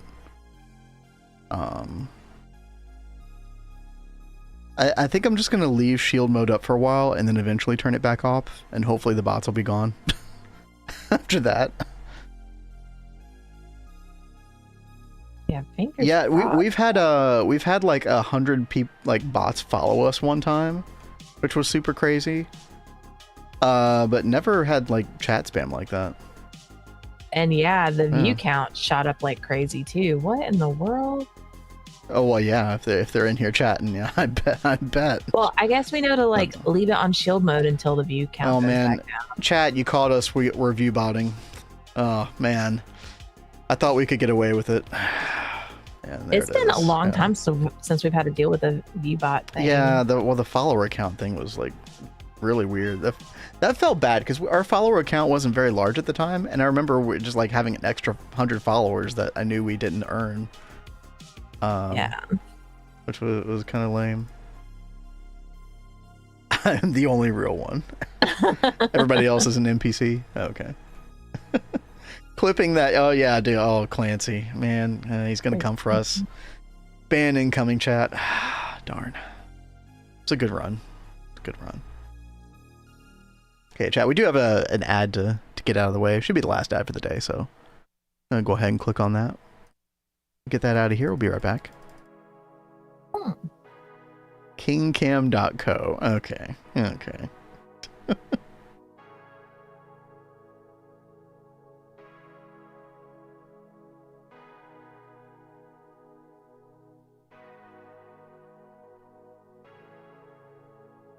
Chat, let me know if the view count goes back down.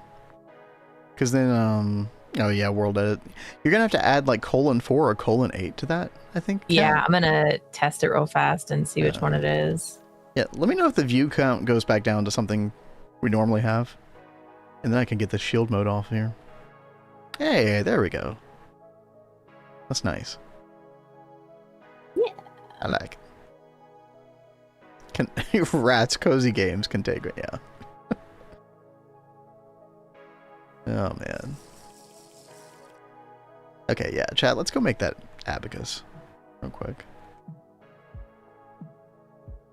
Shot, yeah. I don't really... My mind is not creative enough to figure out what the purpose of that even is, chat. Because they weren't even spamming a link or anything. I don't know what the point of that is. Okay, we need an HV sensor, which we do have. Nice. Rods, which we do have. We did not translate it. No, I didn't anyway. I don't really care to, to be quite frank. Oh, we need a runic matrix. Okay, we can make. Oh that. gosh, don't translate. It's not nice. I'm sure it's not. Yeah, a song you need to listen to, Vin. Nostrand by Ratatat. Give me a YouTube link, Benita.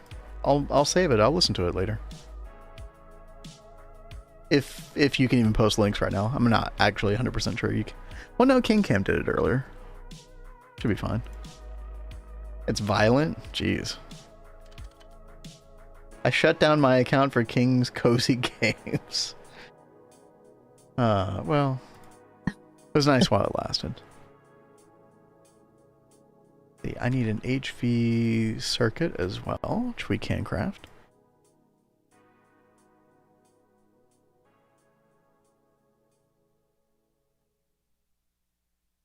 Let's see, Streamlink. So what do we think about this pop of magic wood in here? All right, I got it, Benita. Thank you.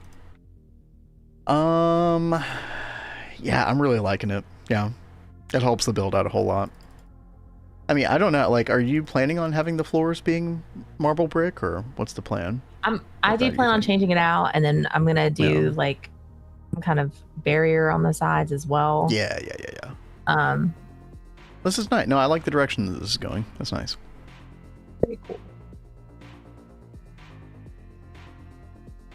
Let's see. 3. Pure is back down to 53. All right, I will. Thank you, King Cam. I will. Dark oak fence, maybe. Yeah, if we want to. I don't know if brown would look good next to the magic wood. That's the only problem with that. I mean, let's see. We could always. Okay, I'm gonna turn it off again. See what happens. We've been using a lot of these that white beam wood, but I think it'll kind of work against us if we use the white beam wood Yeah. as barrier. Anything like just neutral, like gray or something? I don't know.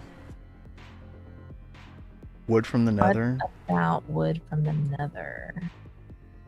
I mean, Kat, you could, if we weren't afraid of like a ton of color, you could just use magic wood fence, but that might be too much blue at that point. I don't know. Hold on, what is Yeah, andesite. Yeah, something more like neutral, like stone of some sort, like andesite. That could work. That might not be bad. Appreciate the suggestions, by the way. Yeah, no, I love the suggestions. Please keep them coming.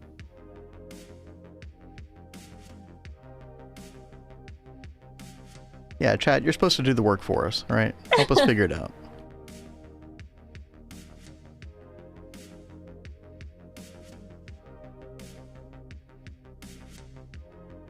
All right, so let's check this out. Yeah, that's not gonna work. Oh. Yeah, well, they came back, chat. Apparently. Really? What in the world? Yeah. I'm sorry about that, chat. I don't even know. If anybody wants to try to report any of those people, go for it. I don't even know. I don't even know how to begin to do that.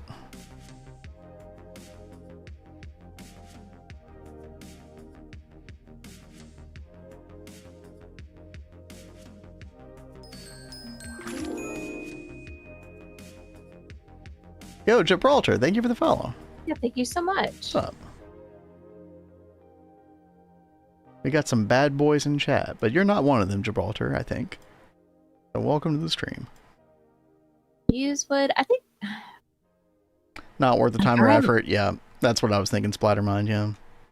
Sorry, Cat, go ahead.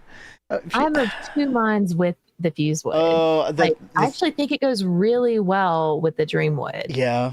Yeah. But I think it clashes with the magic wood. Yeah, it's just too much.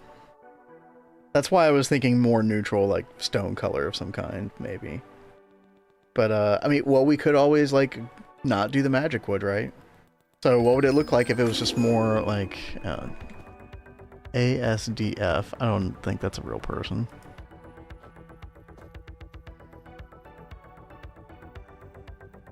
I can't tell who's real or not right now. Are you having a reality crisis moment? Well, if any of y'all are human, thank you for the follow. Sorry,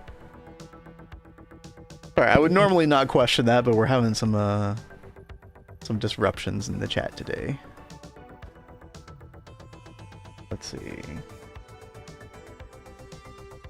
Okay. Followers only chat. So one of the other options that we had that people voted on was, oh boy. Oh no. Are we getting bot follows? Yeah, quite possibly. I'm trying to, sorry chat, I'm trying to take some action to potentially. Alright, well I'll drive on stream while you deal with that. Sorry guys. So one of the other things that was voted on was the jacaranda wood. So maybe I'll do the jacaranda wood instead of the magic wood, so that way we can actually use the fuse wood fencing, because that does go so well with the dream wood. Splattermind suggests going subscriber only to block them out. Well, I have like almost every follower verification thing like set.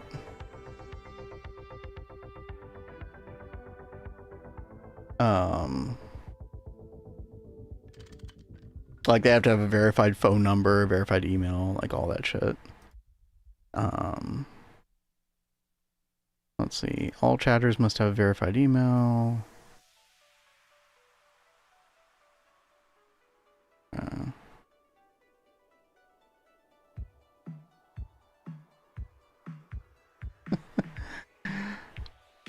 Who was it that just joined our Discord? It's Gibraltar says Twitch kind of going nuts right now, but I'm real honest. Also wave. Good. Very good to have you.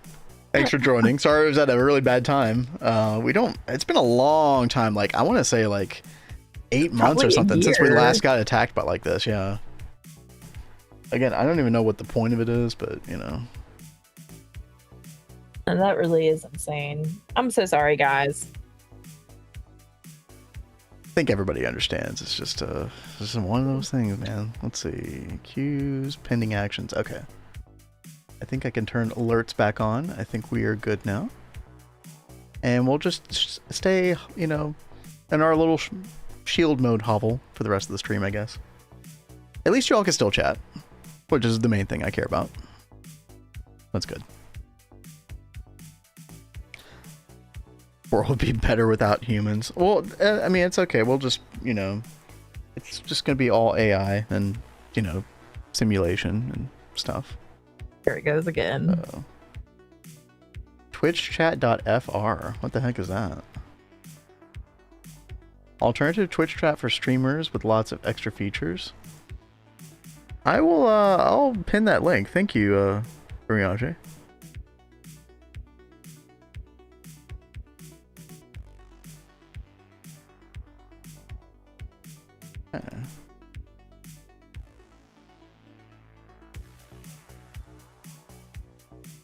Follower account. Oh, you mean the viewer account, probably. Right, King Cam? Even the mod is a bot. No, I double taked for like a couple milliseconds in my head. And I was wait, no, that's Urianger. The viewer account. Yeah, okay, yeah. We'll just stay in shield mode. Should be fine, chat. We should be safe. Now, what the heck was I doing before all this nonsense started? Oh yeah, I needed to make a runic matrix. We're trying to make that abacus thing, chat. Let's see. I think I need 4 of every shard, right? Yeah.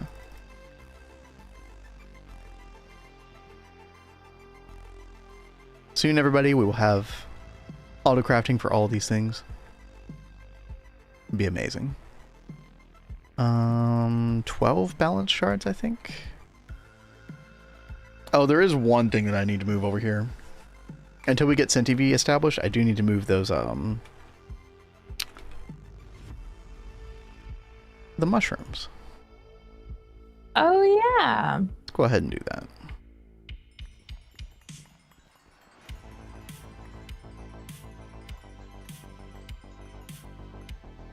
Oh yeah, and make sure that we use the amber axe on the time. I know. I'm like really excited to see you do another Thaumcraft room because you guys remember what the Neo Tokyo Thaumcraft room was, right? The Thaumcraft room on Neo Tokyo was. That was like one of the best rooms in the face, I think. I will not make anything that looks as good as that, just because I'm trying to build things on such a massive scale. But dude, I love that building that room so much. I was so shocked that that room was not the room that got selected for the opening screen. You know, the loading screen. The Zenitentiary was the one that was selected. Which was fine with me. Like, I'm happy to be on there at all. That's just not the one I would have expected. Hi Cat, it's me, your only viewer. For months I have created the illusion that you are streaming to a large audience, but here's the truth. All these people in chat are me, and for now, for you to be convinced of this, I will send a message from all my accounts. No one followed through. No, sorry Nasha.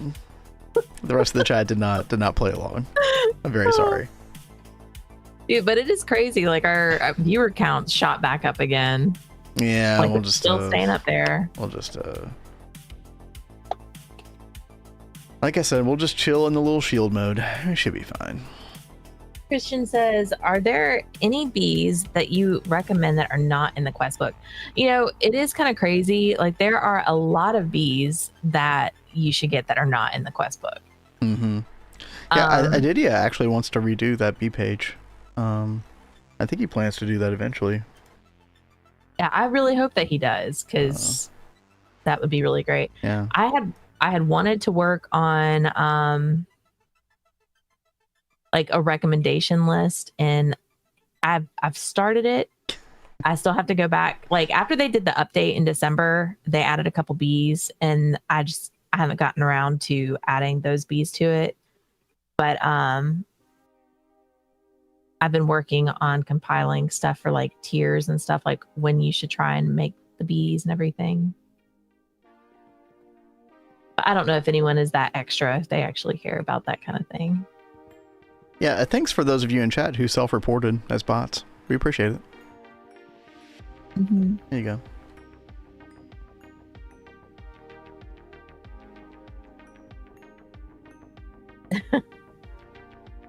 Oh, some people are backing you up, Nasha.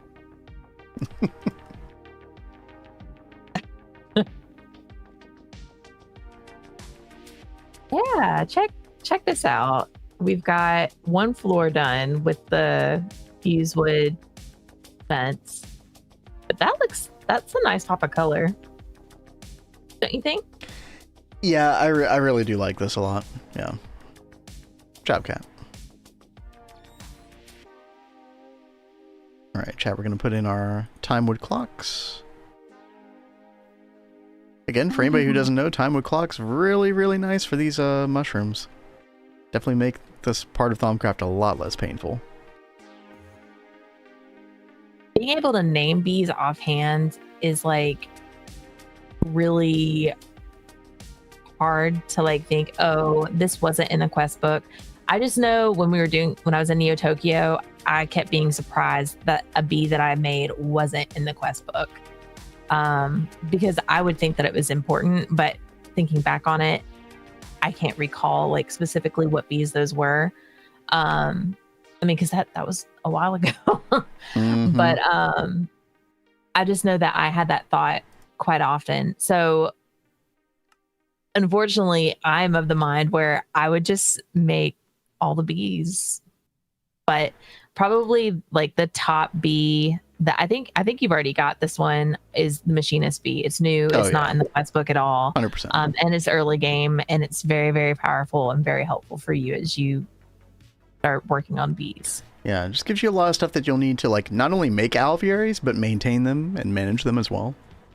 The energy conduit, the diamantine electron tubes, like so much good stuff. I almost reported. I have 2 of them running. Yeah, 2 that's a pretty good number. Yeah. I think I have 2. I did still find that I needed industrial and imperial in order to supplement the pollen clusters and royal jelly, but other than that, oh, by the way, chat, got everything we need for the arcane abacus. I think I need to do the research here. Let me double check. Witching Gadget's arcane abacus. Let's see. Witching Gadgets is down here. Arcane abacus. 60's got a good point. Chat, does anybody see this, by the way? Oh, there it is. Okay. Sorry, go ahead, Kat. I said 60 has a good point. Says, for today, the bots cannot write, but the ones that followed will be able to tomorrow, even in shield mode. You can ban them in mass while shield mode is activated. You'll be able to input specific terms or phrases, then mass ban all users who recently used those words. Oh, that's a great idea. In fact, I will go and do that right now, because I think only like 8, actually not even 8, yeah, got through. That's a really good call. Thank you. Yeah, thank you. We're like still pretty new to bot attack kinds of things. It only happened one other time. We don't know the best way. And the yeah. I guess the only thing is like hopefully I'm not banning somebody who actually followed like Gibraltar earlier. Okay, let me just say this real quick. Chat, if you followed in the last like 15 minutes, anybody other than Gibraltar, let me know now, because otherwise you're about to get banned if you followed in the last 10 minutes, so which would be unfortunate. Oops. What if bots will speak?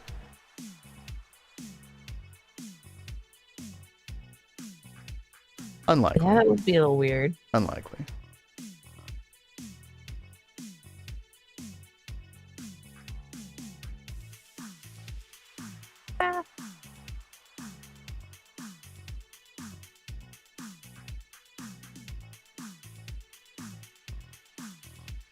You can ban those messages. True, we could do that too.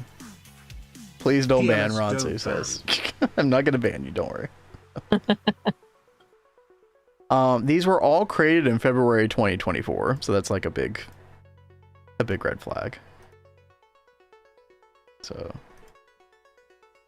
Gibraltar, you were not created in 2024. Don't ban all my bots. Well, careful how you use them. Alrighty. Alright, we should be good, chat.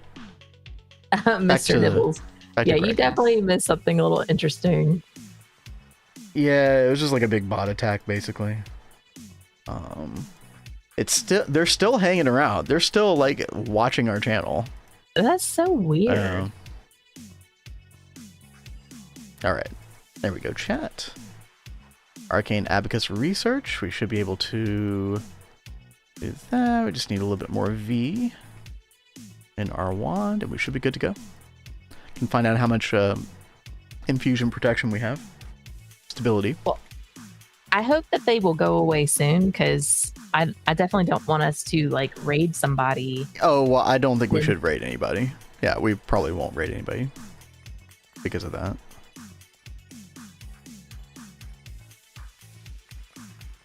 It was really funny how they went away and then they came back, you know? Yeah. Anyway. Don't want to get bogged down in talking about the whole stream chat. It's just, it's something that's very rare for us, so... oh, a little bit crazy.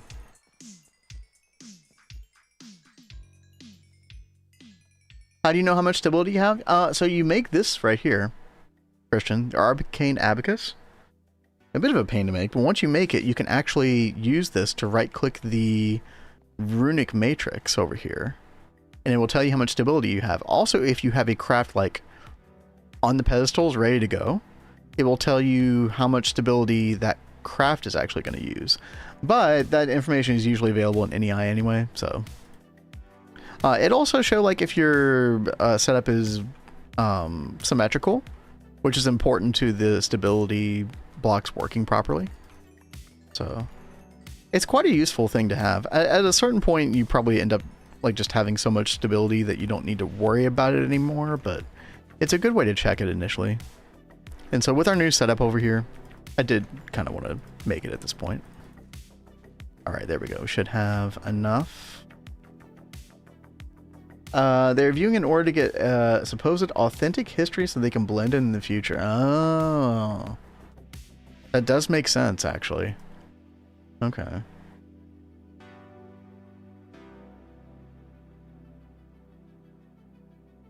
Create some Twitch official. Alright, well, I did ban all the followers. But that was only like 7 people, so... Alright, there we go, chat. Got our Arcane Abacus. 3 plus 4 carry the 2. Alright, so now if we take the Arcane Abacus and we right-click the Runic Matrix, let me get rid of Cat's Pip here real quick so you all can see. Total Stability Booster, 17. And so, see that thing at the bottom there? It tells you, like, the coordinates of things that lack a symmetrical partner. So, let's see if we can find where that is. I'm actually not sure where that would be. It was, like, height 82 and 71. 82?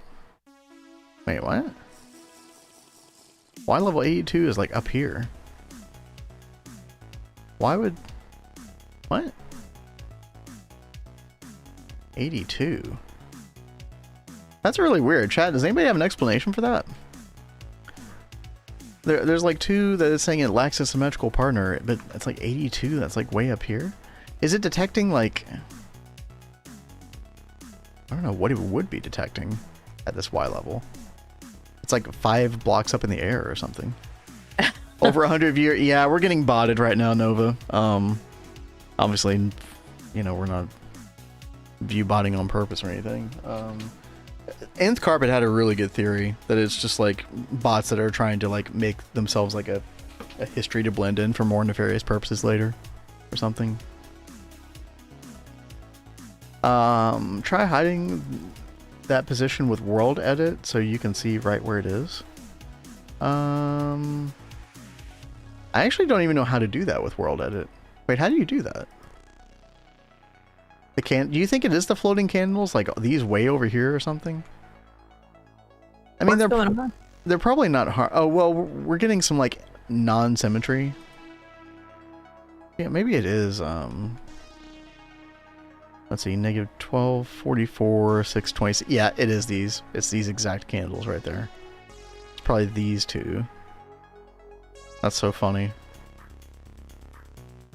I mean, I don't think it's going to hurt anything to have them there. It just means that they're not adding to more stability, I think. Oh, command is position 1. Oh. Yeah, I didn't know about that command. That's a good one. Thank you. 1268, 71, 620.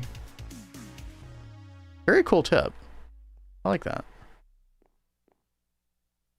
Oh. Marble brick? What? That's kind of weird. That's weird that it's detecting this one of all things. Well, nothing to worry about too much, chat. We do need to increase our stability some, because 17 is a little bit low. It's fine for some of the crafts we've done so far, but we want to just not have to worry about it anymore, so... I definitely want to figure that out for the future, but... we'll just leave that there for now. I should be fine. I do want to go check in with Kat here real quick. I'm almost done with the barriers around the floors. You see how it's looking? Let's see, I'm coming over there right now. But yeah, I definitely don't want anybody to think that we're view botting. That is the last fucking thing that I want. So, especially since I have seen that, what's that one guy? I actually saw him streaming again the other day. That is highly suspected of view botting. How do you place them on the ground like that? That's where the candle should have been. Okay. Are you familiar with XYZ? Yeah. Oh, the pip. Yeah, thank you. Thank you. I'm terrible about that. Yeah, Kat, this is looking really nice. Thank you. Oh, you mean how I put the abacus down? Yeah. There's a draconic evolution thing, like Ronzu was saying. Draconic... It is this right here. Draconic Evolution place item in the world. And yeah, I think it is P by default. Or I don't remember if I changed that or not. But yeah. What is Kat building here? So she is building an area for us to do chemical stuff. Processes Yeah. and stuff. So like tomorrow, I'm going to work on getting this finished tonight and like this room. And then tomorrow we're going to start working on Platline. Like, not the full plat line, but like the baby plat line, at least, right? Yeah. Canals with kitchen. A jail for Vin. Okay. Now, the one thing I will say, Kat, is like some of these levels were designed to be basement levels with like wiring. Yes. Did you actually want these to be visible? Or so I'm going to put like some pillars in these to like kind of show them but kind of hide them at the same time. Okay, so still visible, but like you can tell which is like a genuine floor and which is like yes. Okay, so, I like that idea. Like, that's cool. I still wanted to like leave them kind of open because when I bring this spiral staircase down, which is going to go like in the middle of the room and it'll attach up to the like the walls, it will you can get off on that floor pretty easily. Yeah. They're married though. I'm confused. I don't know. There, chat. Just in case anybody comes in and is wondering what's going on, I don't want anybody thinking, you know, review botting or some shit. That's so annoying. Viewer account, not real bot attack. There we go. I'm a good boy, I swear. Oh, wait, what the... Oh, King Cam, I'm not, Well, actually, it's just the word sex. That's fine. Against my better judgment, I'll allow your comment. Yeah, no, that's pulling out what this is, guys. Yeah. All right, so right here, I'm going to go ahead and put our brick back. This is going to be the beginning of our staircase right in the center. And then I'm going to bring it around and start gradually going down. But it's going to cling to like the walls. So it's going to be pretty long. Like I really wanted to think about out of the walls? Say what? Are they coming out of the walls? Or are they? I mean, I guess What's you the- could say that, like, What? we're gonna have it like Never mind. gradually go down. Never mind. There was a joke in there somewhere. I messed it up. I could just be like not catching it because I'm half asleep. Cat's Cozy Games, you missed one. Is there also a spider on her shoulder? Oh Or God. did she actually miss one? Oh, did you say what? I might have missed. I've been so distracted, Cat. Did you say what you were doing, like up here with this little bit that's open? Yeah. So this is gonna be the beginning of the staircase. Oh, right. So- Yeah, gonna I'm bring very it down. curious to see how you end up doing that. It's gonna be difficult, I feel, Yeah. but it could also be really cool. You're trolling, okay? I wish I could think of like maybe you guys know in chat like a way to make like a good ramp. Like instead of staircases. Ramp. I we mean, did- yeah, you can use the architecture craft table, right, for those slanty blocks. Hmm. I mean, I liked your idea better. With the staircases. Yeah, I think that's gonna look, especially if, well, it depends on what, like if you were going super futuristic, then the ramp could look kind of cool, that angular type stuff. But I feel like if you're not going super futuristic, which I don't know, like what your texture block plans are for like this marble, etc. But let's say this was just gonna be the marble, then I think the staircase would look better. Or just don't, you'll be flying up there. Listen, now you have to at least create the illusion of, we at least want it's like, the illusion. yeah, it's like the equivalent of like, will I ever walk down this path that I created here? No, probably not. I'll just fly around. But we still need to make it. Helps create the illusion of a cohesive, lived-in world. That's the goal anyway. Oh yeah, chat, I did want to, while Cat's still working on some of this, I did want to look at, let's see,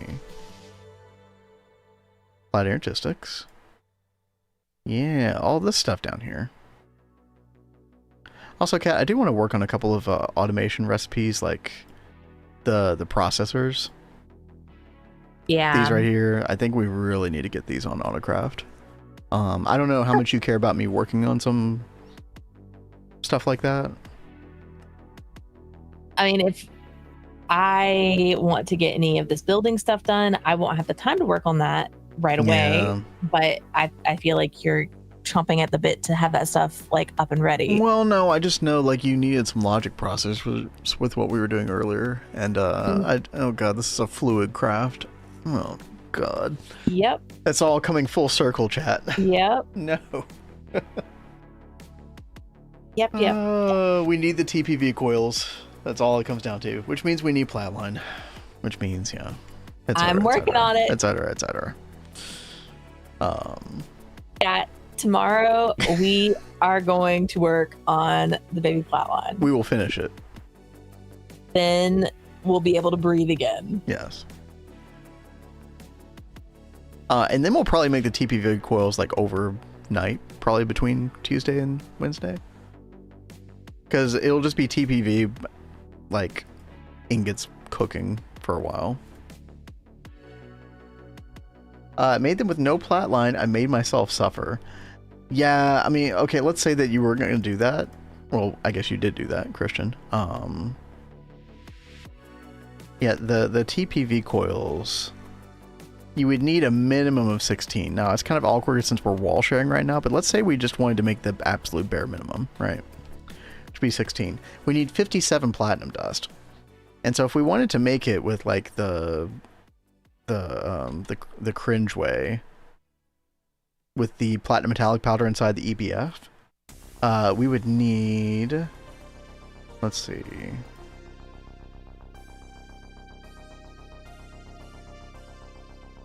where's like a, yeah, this right here, here we go. And then to get the platinum nuggets, we would do this recipe. And so if I did all this, we would need 771 platinum metallic powder dust. Actually not as insane as I thought it would be. But right now, unfortunately, we don't have the crop up that would normally make us this for us. Normally, we would get this from Instone dust centrifuging? Where is that?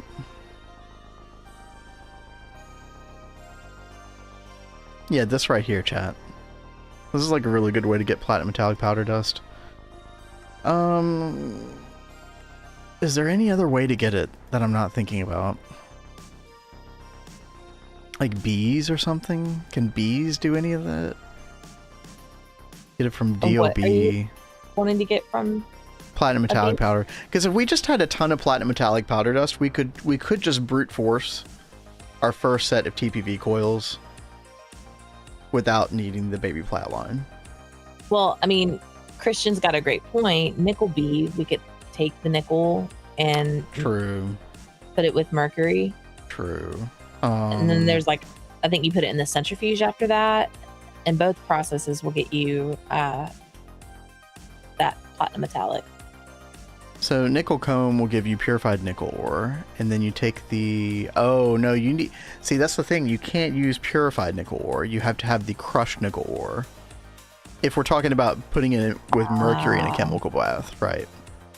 And that's what gives you a 70% chance of 2. But you could always just... Don't say it. Don't. Were you about to say what I think you were going to say? I don't know. What did you think I was going to say?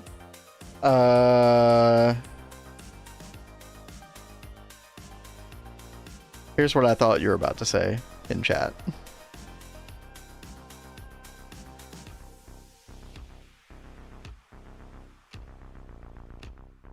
DOBB is kind of cracked. That will give you... It's a low chance on everything, but it's sort of like gives you a little bit of everything kind of bee. It's difficult to get up to. But yeah, DOBB gives you all that stuff. The best thing that DOBB gives you by far is Naquata dust. This actually circumvents the NAC line, one part of the NAC line in ZPM. So this is a very, or actually I think it's LUV. Yeah, LUV. But it's very nice to have. But yeah, I could go mine up a bunch of nickel, cat. Do the mines. And then we could just make platinum metallic powder dust and just waste away 800, enough to make TPV coil blocks. Actually, another question I have is how much platinum do we just have in the system right now? We have 24 plates, 11 ingots. So that's like 35 of the 57 that we need. So actually, we don't really need 771 platinum metallic powder dust. We need like half of that, theoretically, if we utilize all the platinum that we have at the moment for TPV coils. And then we could theoretically do some fluid crafting tomorrow. I don't know. What are you thinking? You said just macerated in chat. Just macerate what? Oh, never mind. You've already missed it. Sorry. Go do what you were talking about. Go to the mines. Go to the mines. Go to the mines. I mean, I don't think it's gonna hurt to try this method and see what happens. I wonder how much nickel we're gonna need in order to do that. Hold on, let me do a little bit more calculation here. We would use this route, right, chat? So it'd be like 100. It'd be like 200 nickel, crushed nickel. Okay, that's actually not awful. All right. Question for Cat: have you ever tried sleeping in the Nether before? No. Don't do it, Cat. Don't listen to him. No. If anybody in chat wants to go test that out, you know, have fun. What happens if you sleep in the Nether? Should I tell her, chat? Yeah, go ahead and tell me. The bed explodes and you usually die. What the crap? Yeah, that's actually a vanilla Minecraft thing that's been around forever. That is crazy. Yeah, the bed blows up and kills you. Yeah. You get it from macerating the purified crushed ore and then centrifuge it. That is true. Yeah, it's a much like smaller byproduct, right? But yeah, you do get a 10% chance. So whenever the chemical bath, I think, is the best way to go, just because we have so much mercury.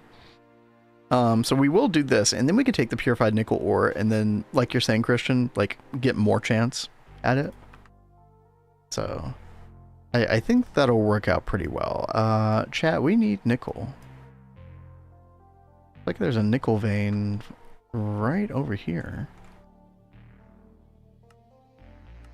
Yeah, let's just do it.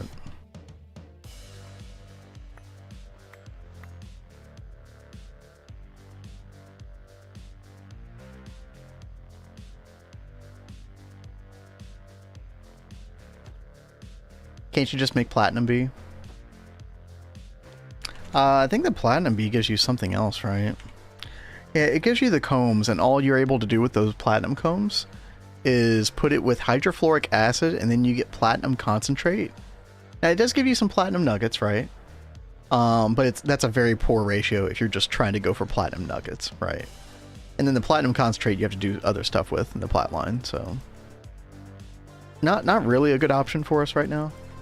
We definitely will be getting platinum B sometime though.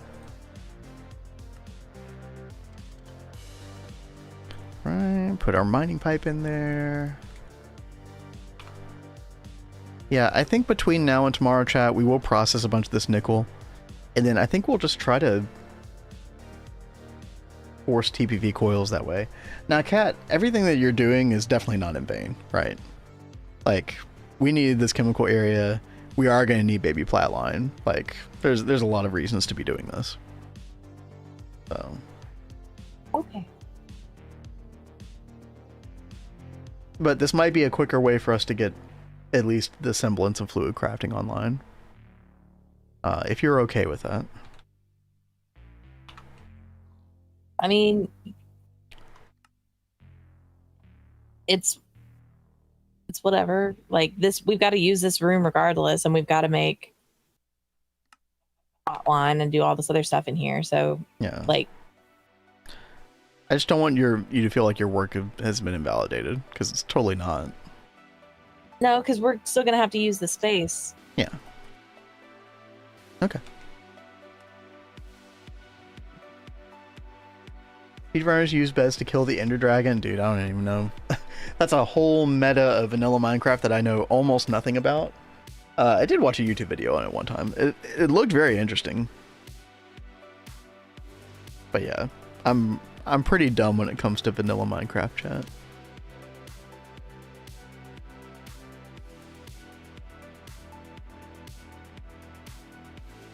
Alrighty, so we got that nickel being mined. Let's get our light potion refilled, and then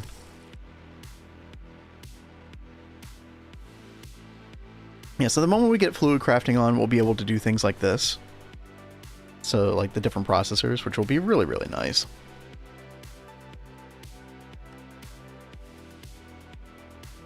I did want to look down here though.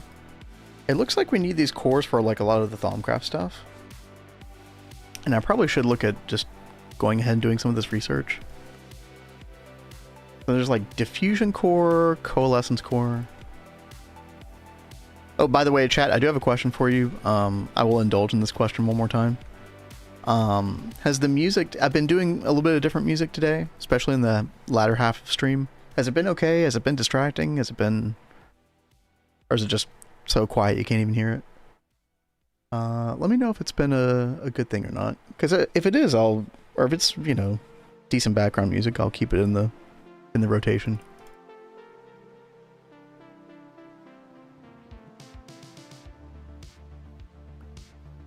Let's see. Cover up this hole here. MC, use the position of your feet to calculate the damage you take from explosions. If there are block in between there, it will reduce the damage you take. Yeah, it reminds me of the video that I watched, which was basically like a Taz run. Chat, what does Taz stand for? It's like something assisted speed run or something like that. But basically, you could like program every move with a computer and then like figure out just the quickest way with like the best seed to like go kill the Ender Dragon as quickly as possible. I think it was in like 30 seconds or something like that. Tool assisted speedrun. Yeah, thank you. Yep. Yeah, it's Tool. Yeah. What's up, Redwall?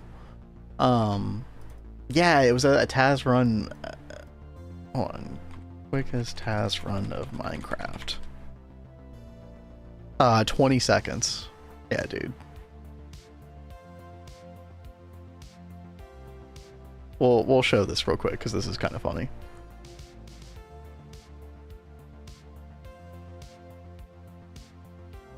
All right, don't look away, chat. It's gonna happen before you know it.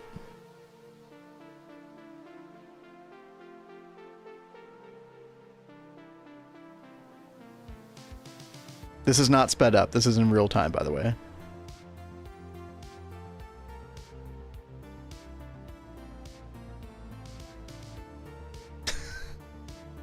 And that was it. He didn't actually like even need to fight the Ender Dragon in order to get the credits with that method, which is the only reason that worked.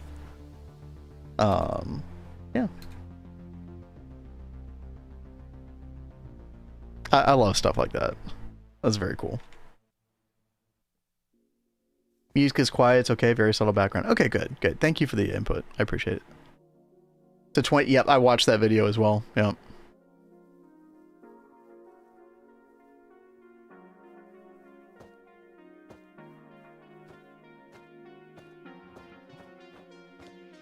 All right, chat. I'm just there's something with like ender pearls, like when you throw them, like, or there was some kind of trick that you were able to use where you were able to log out, log back in, and then like somehow dupe items that way or something. Like really crazy shenanigans. It was fun.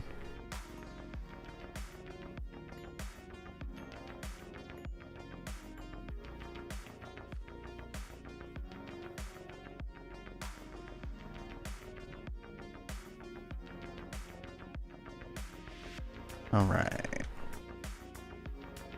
Let's take a look at these recipes real quick. I think I need to do this research, Energistics Digisentia. Let's check this out. Also, chat, I had a home point for Thaumcraft. I want to go put it in our new area. Can you find that and post it to me? What, the video I just showed?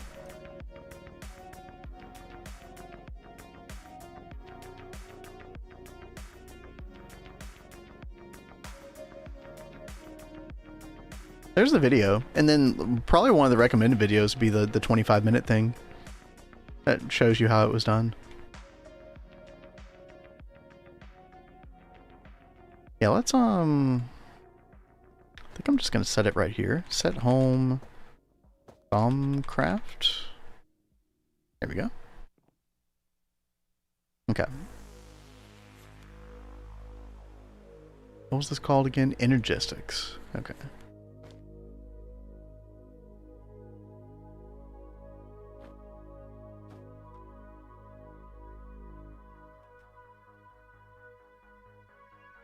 Digisentia. Here we go.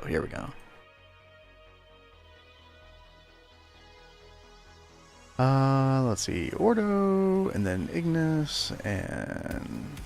Oh, out of ink. Classic.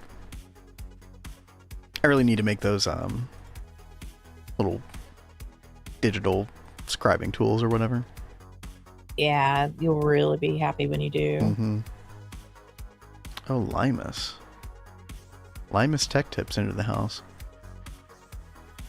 It's definitely the first time I've made that joke.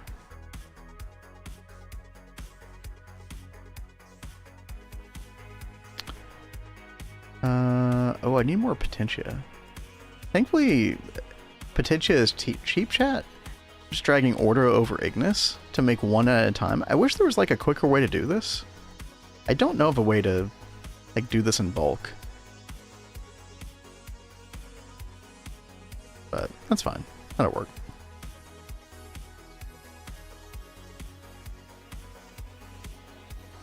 Here we go. Trying to get Sticky Rita got terps? You mean turnips? Turnips? It was 20 minutes. I'm a liar. Wow, how dare you, 60H? That is offensive. Uncalled for.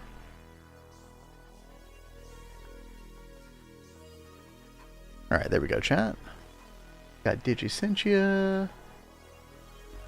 Let's see. We should be able to do these recipes now. We need a lot of Quicksilver for these, I'm noticing. So maybe I should go check on our Cinnabar supply. Get a bunch of Quicksilver sorted out.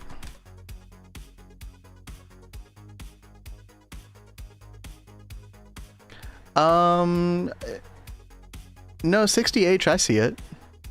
I see the link you posted. Should be fine. Does the watering can work on crops? For IC2 crops, it does not. No. Supposedly you can do it with control. I haven't figured it out yet.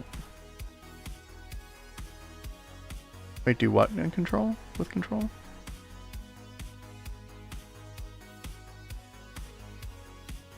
Oh, you mean the Essentia thing, or the research aspects? You can do it with control. Oh, no, it totally did. Yeah. So you hold down control, you drag Ordo to Ignis. Watch, it's going to make like 10 of them. Yeah, it does 10 at a time. Oh, that's a great trick. Thank you, Splatterbind.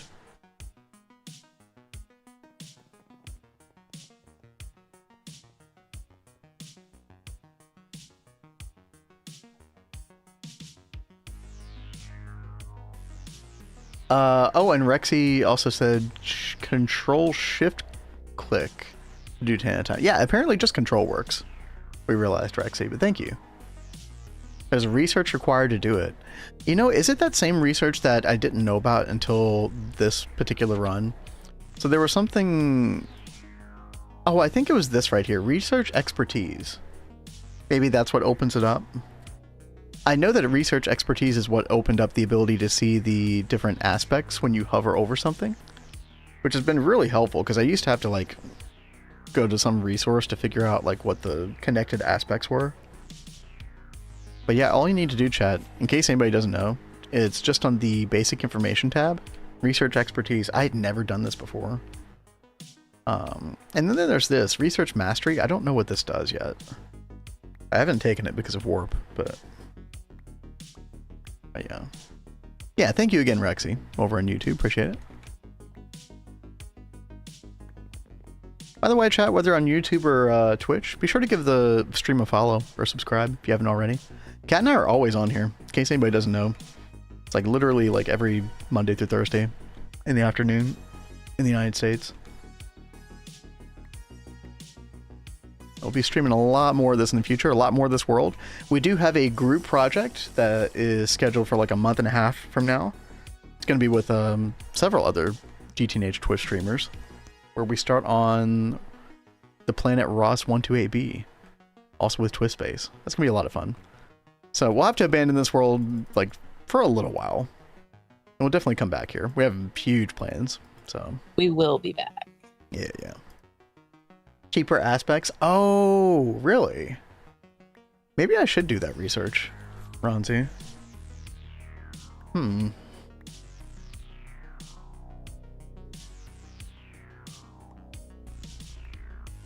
gonna hold off, but that's good to know. Okay, chat, we wanted to go look at Cinnabar for Quicksilver.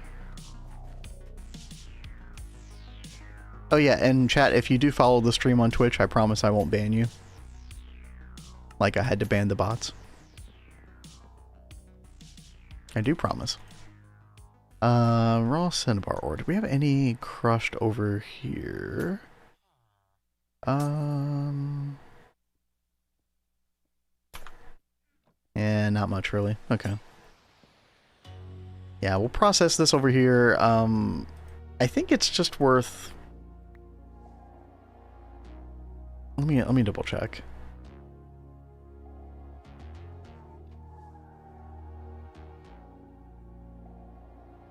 I should probably just straight up...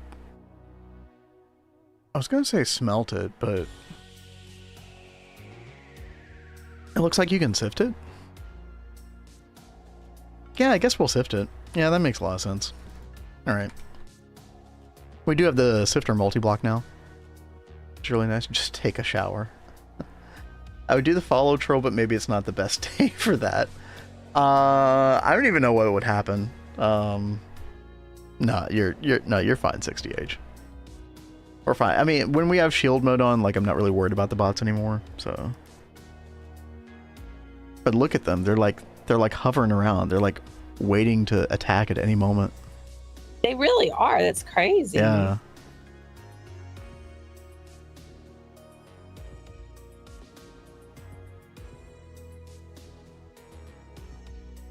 I mean, yeah, I guess thanks for helping us with our Twitch statistics, guys. Not exactly what we want, though. But yeah, we can just, like, pop them in here, chat. I see dead bots, yeah. Okay, that is another movie that I have not... Wait, no, I think I have seen Sixth Sense. That is the name of the movie, right? Yes. I think I have seen it, or I've seen parts of it, or... I don't remember. Chat, the running joke, for anybody who doesn't know, is that I'm just uncultured swine who has not seen movies that I should have seen. We did fix that on me and Kat's wedding anniversary. We watched Fifth Element, which is quite good. It's very overdue. I have some complaints about that movie, but overall, I could see why it's like a cult classic. I understand.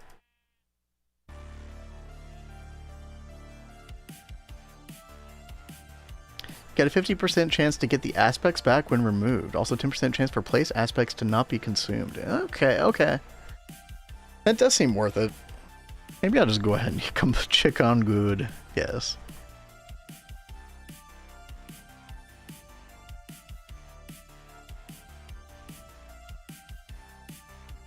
I know all the references now, chat.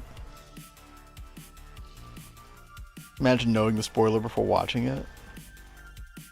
Oh, what? Sixth Sense? I mean, it's such a, like, you know... Or maybe I don't know the spoiler. I don't know. You don't know the big spoiler, babe. How do you know I don't know? You don't know. Oh, okay. I know you don't know. She just knows. Okay. Well, maybe we should knock that one out sometime. I'm totally down. That movie is awesome. I was gonna say, I assumed you liked that movie. I like a majority of M. Night Shyamalan movies. A majority of them, not all of them.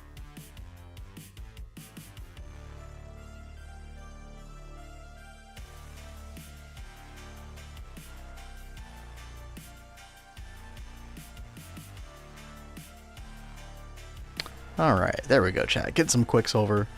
Oh god, that seems kind of slow, actually. Well, that's okay. What else do we need?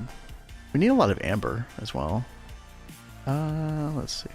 Entropy, crystal clusters, and order. Okay. Oh, and then we need the normal annihilation cores and formation cores. Okay. And it wants us to make 4 of each of these. Is fine. Oh, you wanna get rid of those ads? Yeah, I'll snooze that. I didn't realize we were past time right now. So, whoops. Whoopsie. Hold on, give me just a second. Core. Okay, we got 4 of those. I need 4 formation cores, which we can't make because we need logic processors. Yep. It's all coming full circle, I swear to God. I made so many logic processors. Oh, I know you did. Even the end of last week, I made a bunch, but we just ate through them so fast. Yeah. This is why we need fluid crafting. It's gonna happen, we're getting Chad. there. We are getting there. We're gonna get there, don't worry. I'm gonna do my best to get that nickel tonight, chat. We're gonna process that. We're gonna Yeah, cinnabar sifting is very slow, more power intensive than normal sifting. Yeah, I did not know that, Rexy, because I don't think I really focused on cinnabar sifting that much, or it was just at a point in the game where it didn't matter as much anymore, or who knows. But it's definitely good to know. Oh, man. But yeah, we're going to try our best to get those coils tomorrow. And that way we can actually make niobium titanium, and we can actually make the fluid pattern terminal, chat. This is the goal. This is what we're truly after. And then it's going to make some auto crafting easier. And then honestly, Cat, it's going to make like a lot of the, like, you're going to have to make so many multi-blocks over in that building. It's going to make making those multi-blocks easier as well. Like, this what is going to make that easier? Being able to do fluid crafting. Oh, like, yeah. It's going to come full circle. And, awesome. like, it's all interconnected, chat. If anybody ever thought otherwise about GTNH, you probably didn't. I must say, you saved my mental with the bee trick. I am so glad that I did not know that you didn't know about that, Christian. I'm so glad that I was able to send you that direction. Yeah, definitely watch that whole bee video, by the way. The episode 4 from Adidia's Bee guide that I linked you. That video was probably one of the most informative of them all. Yeah, it was quite good. But chat, I think we are going to get out of here. Thanks everybody for hanging out. It's been a weird stream. Oh, the bots left. Okay, good. Okay, thank God. Finally. I'm not going to raid anybody just to be safe anyway, chat, because they could... That viewer count could be going up, bouncing up and down. I have no idea. But, Cat and I will be back tomorrow. Same time per usual.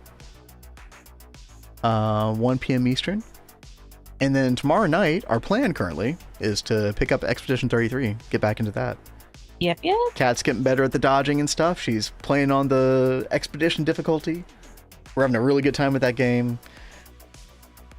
It should be another, like, light, straight, like, when I think about, like, where the story goes in the next play session, next play session should be pretty good as well. If anybody was worried about it being too heavy or something. I know that first session was pretty insane. Yeah, it was definitely heavy. So chat, we'll catch y'all tomorrow. Until then, you all have a good night, okay? Stay safe. Have fun. Keep out of trouble. And we'll catch you next time. Yeah. Bye, guys. Peace.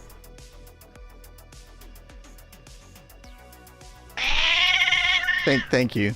Thank you.